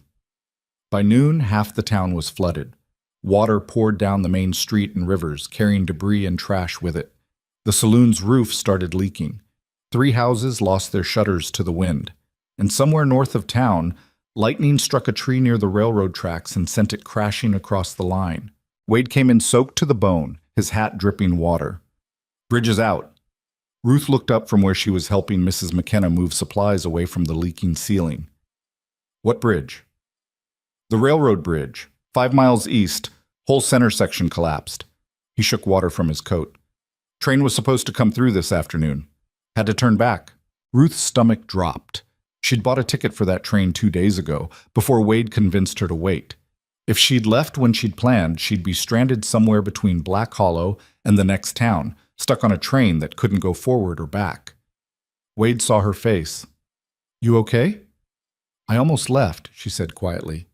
"I almost got on that train." "But you didn't." "Only because you asked me to stay." Something passed between them. An acknowledgement of how close she'd come to disappearing, how fragile the thread was that kept her here. Mrs. McKenna broke the moment. "Wade, if that bridge is out, we got bigger problems. Supplies come in on that train, medicine too." "I know. Hobson's already sent in riders to the next town to see if they can bring wagons around by road. But with this storm, it's going to be days before anything gets through." Ruth thought about her dwindling supply of herbs and remedies, about the patients who depended on regular medicine, about what would happen if someone got seriously sick before help arrived. The storm raged through the afternoon and into the evening. By the time night fell, the whole town was hunkered down, waiting for it to pass. Ruth lay awake listening to the wind and thinking about trains and bridges and all the ways fate intervened when you weren't paying attention. She'd been so close to running, so close to vanishing back into the anonymity she'd been chasing since leaving Philadelphia. But Wade had asked her to stay. And she had. She didn't know yet if that made her brave or just foolish. The rain finally stopped just before dawn, leaving the town mud-soaked and battered. Ruth stepped outside to survey the damage and found the street transformed into a swamp. Broken boards floated in puddles. A wagon sat tilted in a ditch, one wheel missing. People emerged from their houses slowly, looking dazed. That's when the scream cut through the morning air. Ruth ran toward the sound, her boots splashing through mud, and found a crowd gathering near the town well. A woman was on her knees, sobbing hysterically, while several men stood around looking helpless. "What happened?" Ruth pushed through the crowd. Tom Callahan turned to her, his face white. "It's the Miller boy. He fell in the well." Ruth's blood went cold. "When?" "Just now. He was playing near the edge and the ground gave way from all the rain. He went straight down." Ruth ran to the well and looked over the edge. It was deep, maybe 30 feet, and narrow. She could barely see the bottom in the darkness, but she could hear crying, faint and terrified, echoing up from below. "He's alive," she said. "For now," Tom said grimly, "but that well's been unstable for years. The walls could collapse any minute, especially after all this rain." Ruth looked around at the gathered crowd. "Does anyone have rope?" "We got rope," someone said, "but ain't nobody small enough to fit down that shaft. It's too narrow." "What about a ladder?" "Won't fit either. The opening's barely 2 feet across." Ruth's mind raced. The boy was trapped 30 feet down in an unstable well. The walls could collapse at any moment, and there was no way to reach him with conventional rescue methods. She turned to the crowd. "Someone get Wade Mercer, now!" A boy took off running. Ruth knelt at the well's edge. "Can you hear me down there?" A small voice echoed up. "I'm scared." "I know you are, but we're going to get you out. What's your name?" "Danny." "Okay, Danny. I need you to stay very still. Don't move around. Can you do that for me?" "It's dark." "I know. But if you stay still and stay calm, we'll have you out soon. Do you trust me?" A pause. Then, "Yes." "Good boy." Wade arrived within minutes, breathing hard from running. He took one look at the situation and his jaw tightened. "How deep?" he asked. 30 feet, maybe more. The opening's too narrow for anyone to climb down." Wade circled the well, examining it from every angle. Then he looked at the crowd. "I need rope, strong rope, and something to use as a harness." "What are you thinking?" Tom asked. "I'm thinking we lower a loop down and the boy ties himself in. Then we pull him up." "He's 7 years old," someone said. "He ain't going to be able to tie himself into a harness properly." Wade's expression didn't change. "Then we talk him through it." Sheriff Hobson appeared, out of breath. "I heard what happened. What do you need?" "Rope and manpower," Wade said. "And we need to move fast. That well could go any minute." Within 10 minutes, they had everything assembled. Wade tied a rescue loop, a simple harness with a seat, and tested it against his own weight. It held. He moved to the well's edge. Danny, can you hear me? Yes, sir. My name's Wade. I'm going to lower a rope down to you. When it gets close, I need you to grab it.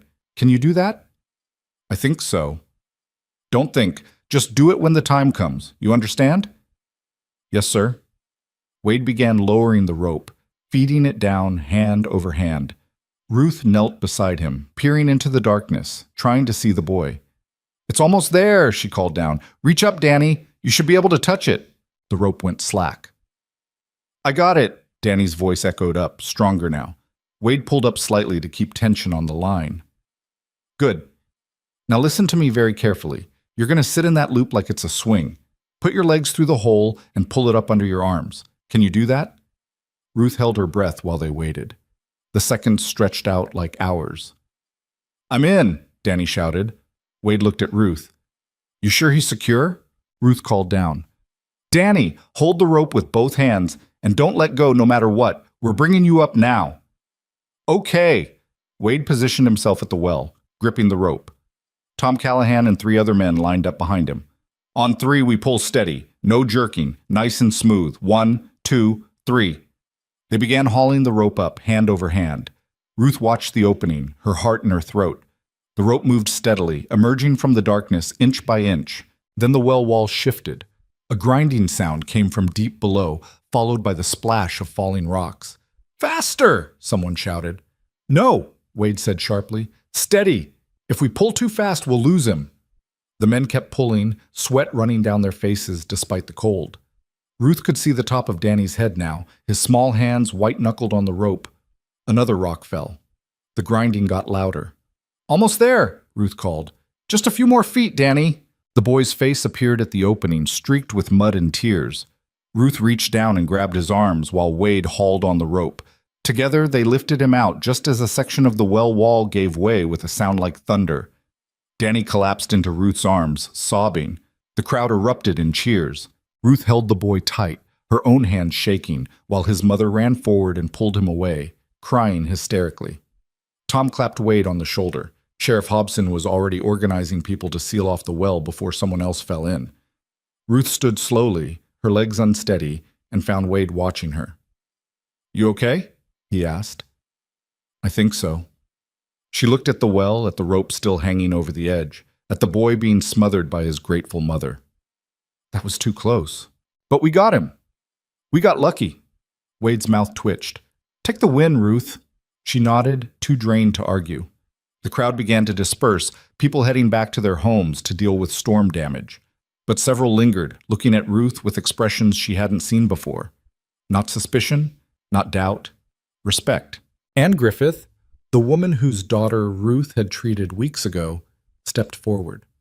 Miss Calloway, I just wanted to say, what you did just now, keeping that boy calm, knowing what to do, that was... She struggled for words. That was something. Wade did most of it. Wade pulled the rope.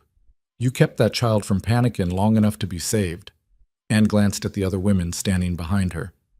We've been talking about what Eleanor Voss said about you, about your father. Ruth's chest tightened. Mrs. Griffith, let me finish. We've been talking, and we decided that we don't much care what your father did back east. We care what you've done here. And what you've done is help people, save people. Work harder than most of us would have in your position. Anne's voice strengthened.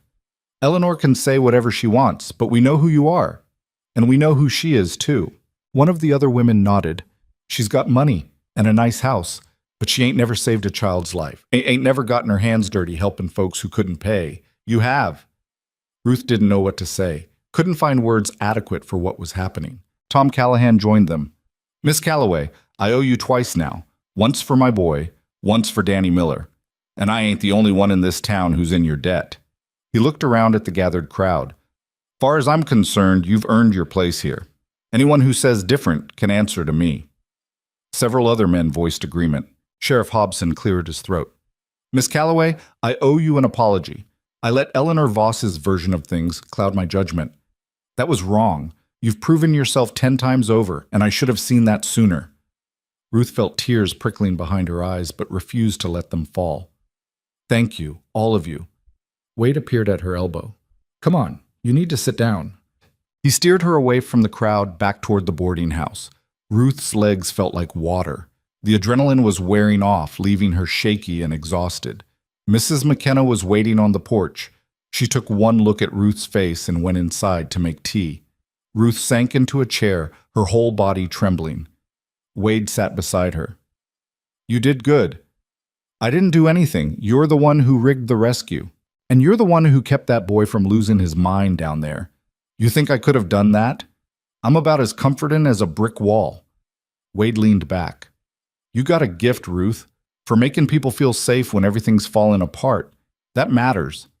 Ruth stared at her hands. They were filthy with mud and rope burns. "I thought I was leaving. 3 days ago, I had a ticket for that train. I was packed and ready to run again.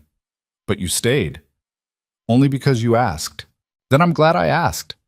Ruth looked at him, really looked, at the lines around his eyes, the scar through his eyebrow, the way he sat like he was always braced for bad news. This man who'd been alone for 4 years because grief had hollowed him out and left nothing but survival instinct. "Why me?" she asked quietly.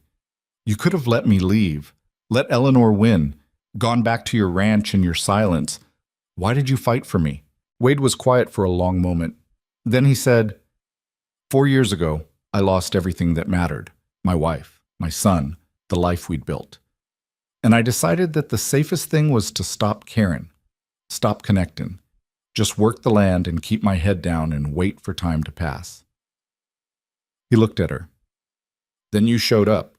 This woman who'd been through hell and kept going anyway, who helped people even when they treated her like dirt, who looked at me like I was still worth something despite being a broken-down widower who couldn't string 2 sentences together." His voice roughened. "You reminded me what it felt like to be alive, and I wasn't ready to lose that." Ruth's throat closed. "I ain't asking for anything," Wade continued. "I know you're still thinking about leaving. I know this town's been cruel to you, and maybe you can't forgive that, but I needed you to know why I stayed, why I fought. Because for the first time since I buried my family, I wanted something more than just getting through the day." Ruth couldn't speak, couldn't process the weight of what he was saying. Mrs. McKenna appeared with tea and set it down without a word. She looked between them, seemed to understand something unspoken was happening, and disappeared back inside. Ruth picked up her cup just to have something to do with her hands. "I don't know how to do this." "Do what?" "Stay. Let people matter. Risk caring about something I might lose." She took a shaky breath. "Everyone I've ever loved has either died or left me. My father destroyed himself. My mother gave up, and I learned that the only way to survive was to keep moving, never plant roots, never let anyone close enough to hurt you when they go." "I understand that. I know you do. That's what scares me." Ruth set down the cup before she dropped it. "Because you're the first person in years who's made me want to stop running. And I don't know if I'm strong enough to do that." Wade reached over and took her hand. His palm was calloused and warm. "You're the strongest person I know. You just don't see it yet." Ruth looked at their joined hands. She should pull away, should protect herself, should remember that caring about people only led to pain, but she didn't pull away. They sat like that while the town slowly came back to life around them. People cleaning up storm damage and securing broken fences and talking in low voices about the boy who'd fallen down the well and the woman who'd helped save him. That evening, Eleanor Voss rode into town. Ruth saw her from the boarding house window, elegant even on horseback, her clothes immaculate despite the muddy roads. She stopped in front of the sheriff's office and went inside. Mrs. McKenna appeared beside Ruth. "That woman's got nerve, I'll give her that. What do you think she wants?" "Probably heard what happened with the Miller boy, probably realizing that her campaign to destroy you ain't working out the way she planned." The older woman's expression was grim. "Eleanor don't like losing. She's going to try something else." Wade came downstairs, saw Eleanor's horse outside the sheriff's office, and his expression hardened. "Stay here." "Wade, just stay here, please." He walked out before Ruth could argue. Ruth watched from the window as Wade crossed the street and entered the sheriff's office. She couldn't hear what was being said, but she could see shadows moving behind the curtains. 5 minutes passed. 10. Then the door opened and Eleanor emerged. her face tight with barely controlled fury. She mounted her horse without looking back and rode out of town at a speed that sent mud flying. Wade returned to the boarding house looking exhausted. "What happened?" Ruth asked. "I told her it was over, that she'd lost, that the more she tried to destroy you, the stronger you got in people's eyes." He sat heavily in a chair. "She didn't take it well." "What did she say?" "That I was making the biggest mistake of my life, that defending you would cost me everything, that people would remember I chose a criminal's daughter over respectability." Wade's jaw tightened. "Then Hobson told her that what happened today proved you had more character than she'd ever have, and that if she kept spreading lies, he'd make sure everyone knew she was just bitter because I turned down her advances years ago." Ruth's eyes widened. "She came after you?" "Right after my wife died. Showed up at the ranch with food and sympathy and made it real clear she was interested in being the next Mrs. Mercer." Wade's expression was disgusted. "I sent her away. Apparently she didn't forgive that. So that's what this was really about. Not Ruth's father, not protecting the town, just wounded pride and rejection festering for years until Eleanor found a target she could punish." "I'm sorry," Ruth said quietly. "I'm sorry you got pulled into this." "I ain't. This needed settling anyway." Wade looked at her. "Eleanor's gonna leave you alone now. She knows she can't win. The town saw you save that boy today, and no amount of rumors can erase that. So it's over. It's over." Ruth should have felt relieved, victorious even, but all she felt was tired. That night, the boarding house dining room was more crowded than usual. People who'd avoided Ruth for weeks suddenly wanted to eat where she served. They nodded at her, made small talk. A few even apologized directly. Ruth accepted it all with quiet grace, but inside she felt hollow. Later, she found Wade on the back porch, staring at the stars. "You okay?" he asked without turning around. "I won," Ruth said. "I should be happy." "But you ain't." "No." She leaned against the railing. "Because winning just means I get to stay in a place that was ready to throw me out a week ago. These same people who are being nice to me now. They turned their backs when Eleanor told them to. They believed the worst without asking for my side. And now they want to pretend it never happened." Wade nodded slowly. "You're right. They were cruel, and they were cowards. And forgiving that ain't easy. So why should I stay?" "Because leaving means Eleanor was right, that you don't belong, that you're not strong enough to build something here." Wade turned to face her. "And because running don't actually solve anything. I know, I tried it for 4 years. All it did was make me more alone." Ruth looked at him. "What are you saying?" "I'm saying you got a choice to make. You can leave and start over somewhere else, hoping the next place treats you better. Or you can stay and build a life here despite what happened, despite the people who failed you, despite everything." He stepped closer. "And if you stay, you won't be alone. I'll be here. Mrs. McKenna will be here. Tom Callahan and Ann Griffith and all the folks who stood up for you today, they'll be here. That's not enough. Maybe not, but it's something." Wade's voice softened. "And sometimes something is all we get. The question is whether that's enough for you." Ruth felt tears burning behind her eyes again. She was so tired of crying, so tired of fighting, so tired of carrying weight she never asked for. "I don't know if I can do this," she whispered. "Yes, you can. You've already done harder things." Wade reached out and brushed a tear from her cheek. "You crossed half a country alone. You survived being stranded with nothing. You built a life from scratch. You stood up to the most powerful woman in the territory, and you saved 2 children from dying. You can do anything." Ruth let herself lean into his touch, just for a moment, just long enough to remember what it felt like to be held up by someone else. Then she stepped back. "I need time to think." "Take all the time you need. I ain't going anywhere." Ruth went to her room and sat on the edge of the bed, staring at her packed trunk. Everything she owned was in there, ready to go, ready to run. But for the first time since leaving Philadelphia, she didn't want to run. She wanted to stay. She wanted to see what would happen if she stopped moving long enough to let roots take hold. Wanted to find out if the fragile connections she'd built could become something stronger. Wanted to know if the feeling growing between her and Wade could survive being tested by time and proximity and all the messy complications of real life. She wanted to be brave enough to choose staying over safety, The decision settled over her like snow, quiet and complete. In the morning, Ruth would unpack her trunk. She would tell Wade she was staying. She would start building the kind of life she'd never let herself imagine before. But tonight, she sat in the darkness and let herself feel the weight of everything that had brought her to this moment. The losses, the shame, the fear, all of it. And then, slowly, she let it go. Ruth woke before dawn and started unpacking her trunk.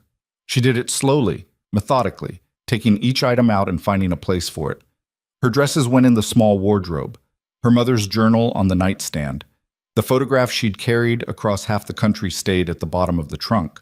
She still wasn't ready to look at it, but she wasn't ready to burn it either. Some things you just had to carry. Mrs. McKenna found her an hour later, folding the last shawl. The older woman stood in the doorway, arms crossed. "You're staying then?" It wasn't a question. Ruth set the shawl in the drawer. "I'm staying." "Good. Was getting tired of wondering when you'd figure out you belonged here." Mrs. McKenna's voice was gruff, but her eyes were soft. "You'll take the room at the end of the hall. Bigger windows, gets better light, and I'm cutting your rent in half since you've been working yourself raw keeping this place running." "Mrs. McKenna." "Don't argue with me, girl. I've decided." The older woman turned to leave, then paused.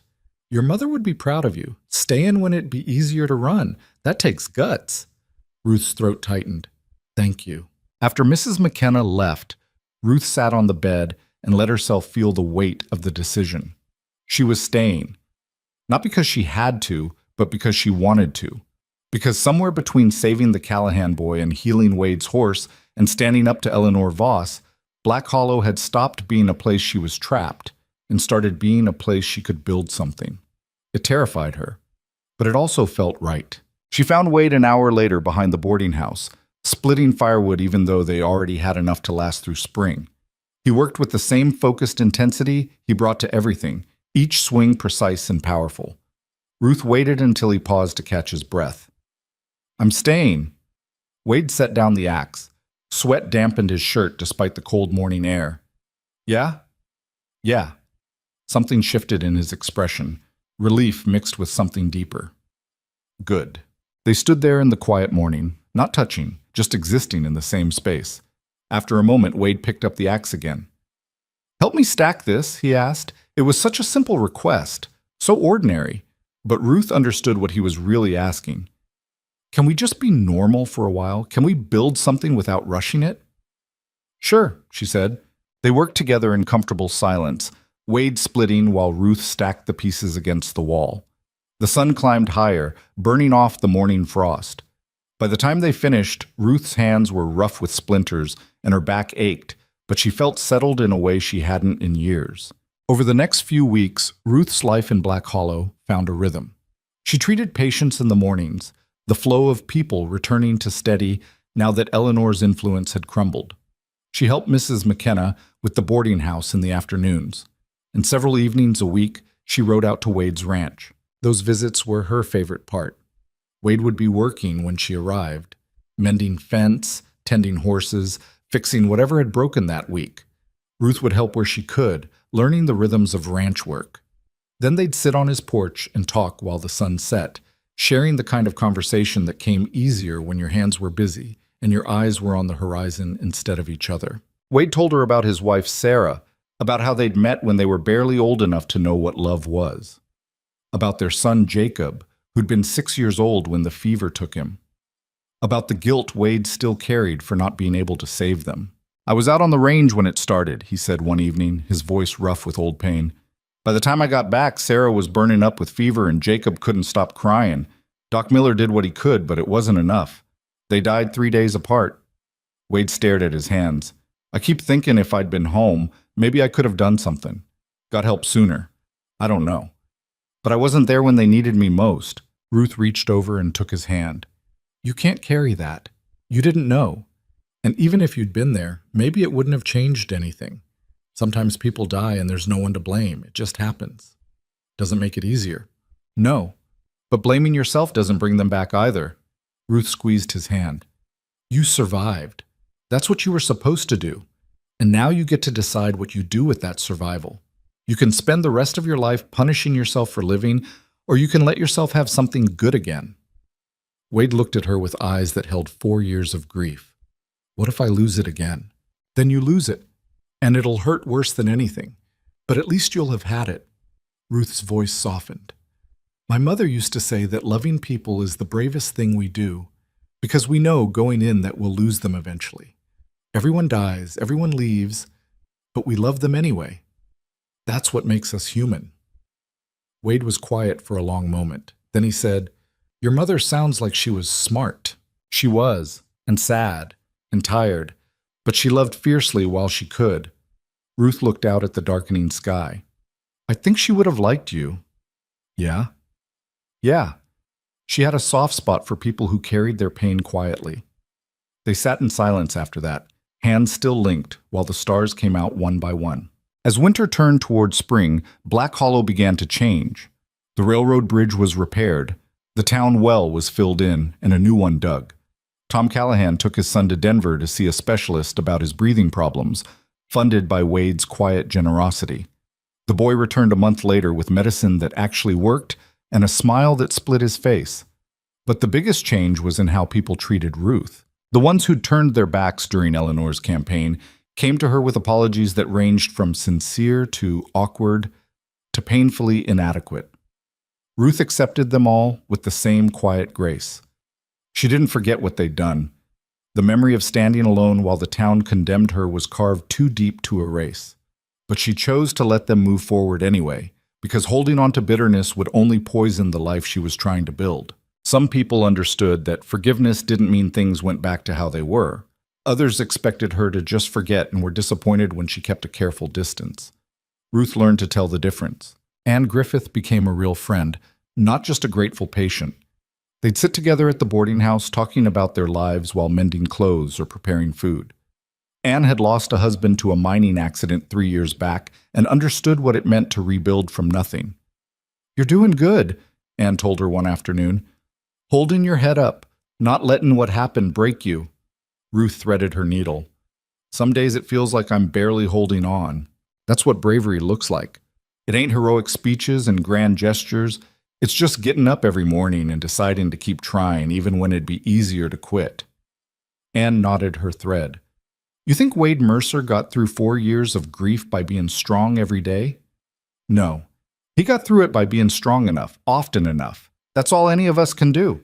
The word settled into Ruth like truth. She'd spent so long thinking she had to be perfect, had to prove herself beyond any doubt, had to earn her place through flawless work and unwavering strength. But that wasn't sustainable. Nobody could carry that weight forever. What she could do was show up, work hard, help where she could, and forgive herself on the days when it wasn't enough. Eleanor Voss left Black Hollow in early April. The news spread through town like wildfire. She'd sold her ranch to a cattle company out of Denver and was moving east to live with her brother.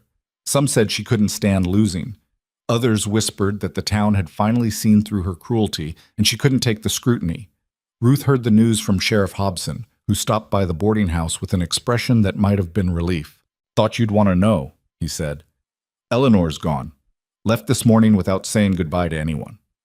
Ruth felt nothing, no triumph, no satisfaction, just a hollow sense of completion. Good for her, she said quietly. Hobson raised an eyebrow. That's it? After everything she did to you? What do you want me to say? That I'm glad she's miserable? That I hope she suffers? Ruth shook her head. She was cruel because she was unhappy. Leaving town won't fix that. She'll just be unhappy somewhere else. That's punishment enough. The sheriff studied her face. You're a better person than most, Miss Calloway. I'm just tired of carrying hate. It's too heavy. After Hobson left, Ruth sat on the boarding house porch and thought about Eleanor Voss. About how someone could have everything, money, power, beauty, and still be so consumed by bitterness that they destroyed themselves trying to destroy others. It was a kind of tragedy, even if it was self-inflicted. Ruth wondered if Eleanor would ever find whatever she was looking for. Probably not. Some people were too broken by their own choices to ever heal, but that wasn't Ruth's problem anymore.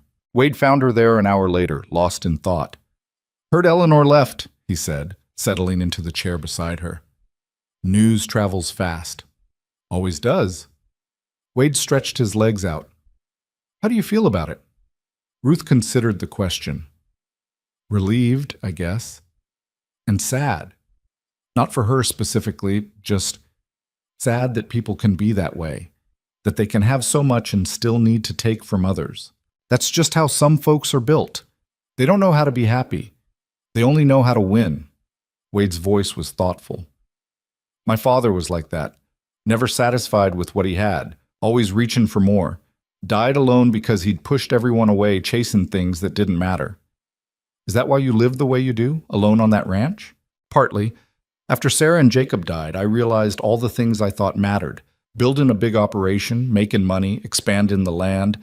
None of it meant anything without people to share it with. So I stopped chasing, just focused on surviving. He looked at her. Until you showed up and reminded me that surviving ain't the same as living. Ruth's heart did something complicated in her chest. Wade, I ain't saying this to pressure you. I just want you to know that you changed something in me. Made me want more than just getting through the day. His voice was steady, sure. And I'm grateful for that. Whatever happens next. Ruth reached for his hand. You changed something in me, too. You made me believe I could stay somewhere. That I could stop running. They sat like that, hands linked, while the afternoon stretched toward evening. It wasn't a declaration of love or a promise of forever. It was just two people acknowledging that they'd found something worth protecting in each other. And for now, that was enough. As spring deepened into summer, Wade started spending more time in town.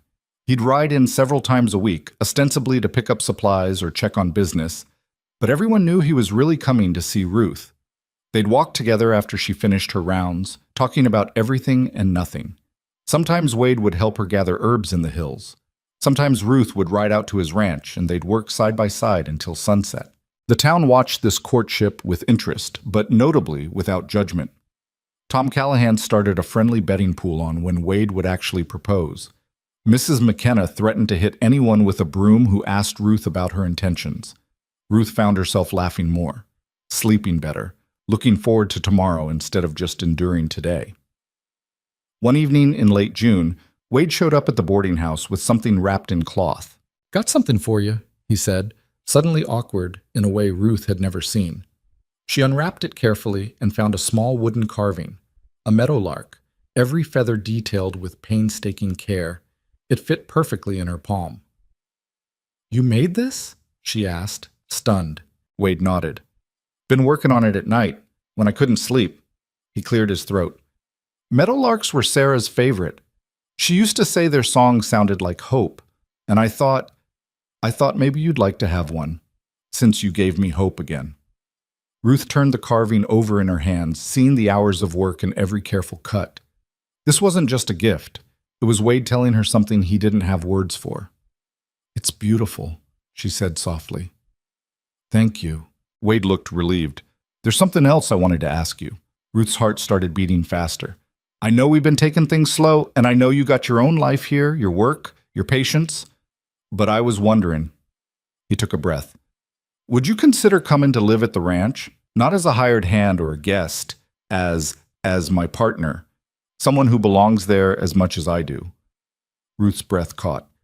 Wade, I ain't asking for marriage if you ain't ready. I'm just asking if you'd be willing to build something with me, on land that could be ours instead of just mine. His eyes were honest, vulnerable. I know it's a lot to ask, but I can't imagine that place without you anymore. Ruth looked at the meadowlark in her hand, then at Wade's face. She thought about the boarding house that had given her shelter when she had nothing, about Mrs. McKenna who'd stood by her, about the patients who depended on her. But she also thought about the empty ranch house that Wade rattled around in alone, about the life they could build together if she was brave enough to try, about waking up to mountain views and falling asleep to the sound of horses in the barn and filling that silent house with warmth and conversation and possibility. I have conditions, she said. Wade nodded. Name them. I keep seeing patients. I don't stop being a healer just because I'm living on a ranch. Wouldn't ask you to. And I need to tell Mrs. McKenna myself. She's been good to me. I owe her that. Of course. And we do this as equals. Your ranch becomes our ranch. Your decisions become our decisions. I'm not just moving in to cook and clean, I'm building a life. Wade's mouth curved into a smile, a real one, the kind that transformed his whole face. Deal. Ruth felt tears prickling her eyes. Then, yes, I'll come to the ranch. I'll build something with you. Wade pulled her into his arms, holding her tight enough that she could feel his heart pounding. Ruth pressed her face against his chest and let herself believe finally that this was real, that she'd found a place to belong and a person to belong with, that all the running and hiding and surviving had led her here. Mrs. McKenna took the news with characteristic bluntness. About damn time, she said when Ruth told her. Been watching you two dance around each other for months. Thought I'd have to lock you in a room together. Ruth laughed through tears. I'm going to miss living here. Ranch ain't that far. You can visit, and I expect you to keep helping out when you're in town treating patients. Mrs. McKenna's voice softened. You've been good for this place, Ruth Calloway, and you've been good for Wade Mercer. That man was half dead when you showed up. Now he looks like he might actually have a future worth living. He gave me a future too. Then you're even. Mrs. McKenna pulled Ruth into a rare hug. Your room's always here if you need it. Remember that. Ruth packed her trunk for the last time, but this time it wasn't an escape. It was a beginning. Wade came for her on a clear morning in early July, driving a wagon loaded with supplies. Tom Callahan and his son helped load Ruth's belongings. Ann Griffith brought fresh bread for the journey. Even Sheriff Hobson stopped by to wish her well. Ruth took one last look at the boarding house that had sheltered her when she had nowhere else to go, then climbed onto the wagon seat beside Wade. They rode north together, leaving Black Hollow behind but not forgotten. The ranch looked different in summer. Green where it had been brown, alive where it had seemed dormant. Wade pulled the wagon up to the house and helped Ruth down. Welcome home, he said quietly. Ruth looked at the house, the barn, the corrals stretching toward the mountains. She thought about the first time she'd come here, desperate to help Wade's injured horse, terrified of being sent away. She'd been so lost then, so broken by shame and fear and the weight of her father's crimes. But she wasn't that person anymore.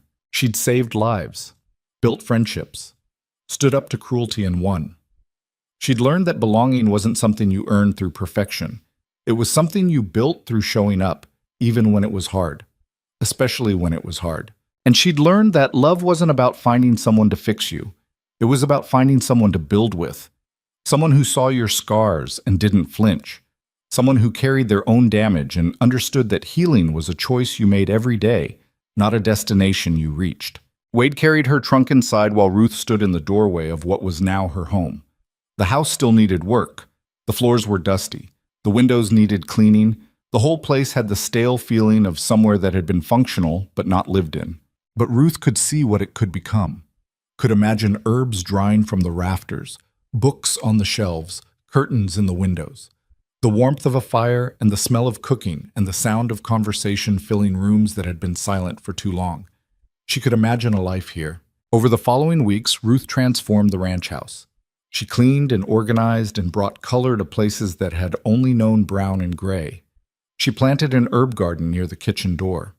She convinced Wade to build bookshelves in the front room so she'd have somewhere to keep her mother's journals and the medical books she'd started collecting.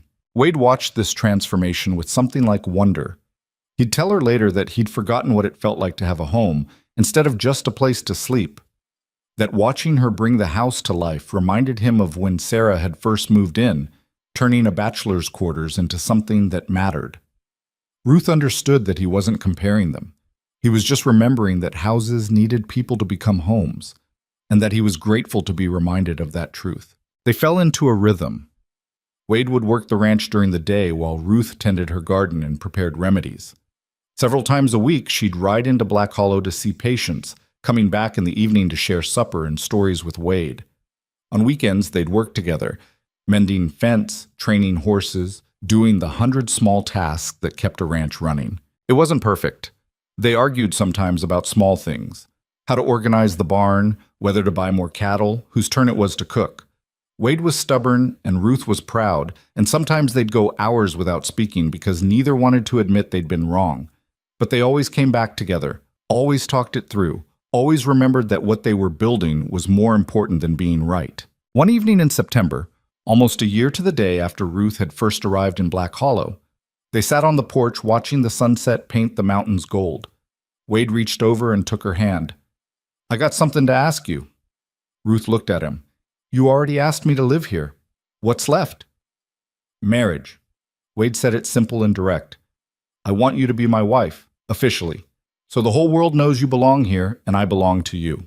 Ruth's breath caught. She'd known this was coming eventually, but hearing the actual words still made her heart race. "I don't have a ring yet," Wade continued, "and I ain't good at fancy speeches. But I'm good at keeping promises. And I promise that if you marry me, I'll spend every day making sure you never regret choosing to stay." Ruth thought about the girl who'd stepped off that stagecoach a year ago, lost and desperate and running from shame she didn't know how to shed. She thought about everything she'd survived to get here, all the pain and fear and struggle, and she thought about how none of it had been wasted, because all of it had led her to this moment, to this man, to this life. "Yes," she said, "I'll marry you." Wade pulled her into his arms, and Ruth let herself sink into the embrace, let herself believe that this was real, that she'd finally found what she'd been searching for without knowing it. Not escape, not redemption, just a place to belong and a person to build with. They married a month later in a simple ceremony in Black Hollow. Mrs. McKenna stood up with Ruth. Tom Callahan stood with Wade. The whole town turned out to watch, filling the small church until people spilled out onto the steps. Sheriff Hobson officiated, reading the vows in his steady voice. When he got to the part about speaking now or forever holding your peace, Anne Griffith's daughter shouted, "Kiss her already!" and the whole congregation laughed. Wade did kiss her, gentle and sure, and Ruth felt the last piece of her old life fall away. She was Ruth Mercer now, not Ruth Calloway, daughter of a criminal, not the disgraced woman from back east, just Ruth Mercer, wife of a rancher, healer to a town that had learned to value her. That was enough. The years that followed weren't easy. The ranch struggled some years with drought and hard winters. Ruth lost patients she couldn't save and carried that weight the way healers always did. Wade still had days when grief caught him sideways and he'd retreat into silence until Ruth pulled him back. But they built something anyway. Built a life from work and patience and the stubborn refusal to give up when things got hard. They had arguments and reconciliations, long nights and early mornings, small victories and bitter disappointments. They had each other. 5 years after Ruth arrived in Black Hollow, she stood in the herb garden behind the ranch house, hands pressed to her swelling belly, and felt their child kick for the first time. Wade came around the corner and saw her face. "You okay?" he asked. The baby moved. Wade crossed the garden in 3 strides and placed his hand where hers had been. They stood like that, waiting, until the baby kicked again and Wade's face transformed with wonder. "Sarah would have liked this," he said quietly, "like knowing that life kept going, that I found happiness again." Ruth covered his hand with hers. "I think my mother would have liked it too. She always said the best revenge against pain was living well anyway." They stood in the garden while the sun climbed higher, 2 people who'd survived loss and shame and loneliness, now building something new from what remained. Because that's what humans did. They survived. They adapted. They found each other in the wreckage and built something worth protecting. Ruth had spent so long running from her father's crimes, trying to escape a shame that followed her like a shadow. She'd thought that if she could just get far enough away, if she could just prove herself worthy enough, the weight would lift. But that's not how it worked. The weight only lifted when she stopped running, when she stood still long enough to let people see who she actually was instead of who her father had been, when she chose to build instead of hide. Black Hollow had tested her, had pushed her to the edge of breaking, but it had also given her the chance to prove that she was more than her worst moment, more than her family's failures, more than the shame she'd carried across half a country. She was Ruth Mercer, healer, wife, soon-to-be mother. She was someone who'd looked at a life that offered nothing and built something anyway, and that was the only redemption that mattered. That evening, Ruth and Wade sat on their porch like they did most evenings, watching the sun sink behind the mountains. The meadowlark Wade had carved for her sat on the windowsill inside, catching the last light. "You ever regret staying?" Wade asked quietly. Ruth thought about it, really thought. about all the pain that had come with this choice, the struggle, the uncertainty, the moments when she'd wondered if she was strong enough. "No," she said finally. "I don't regret it. This life is hard, and it's not always fair, and some days I'm so tired I can barely stand. But it's mine. I built it, and that makes it worth everything." Wade nodded, pulling her closer. "Good, because I can't imagine this place without you anymore." Ruth leaned into his warmth and watched the sky turn from gold to pink to purple. Somewhere in the distance, a real meadowlark sang its evening song, clear and bright and achingly beautiful. She listened to that song and thought about hope, about how it wasn't something you found or earned. It was something you chose. Every day, in 100 small ways. You chose to get up when it would be easier to stay down. You chose to help when it would be safer to hide. You chose to stay when running seemed smarter. You chose to love knowing you could lose everything. That was hope. And that was courage. And that was enough. Ruth Mercer closed her eyes, felt her husband's arm around her, and their child moving inside her, and chose hope one more time. The end.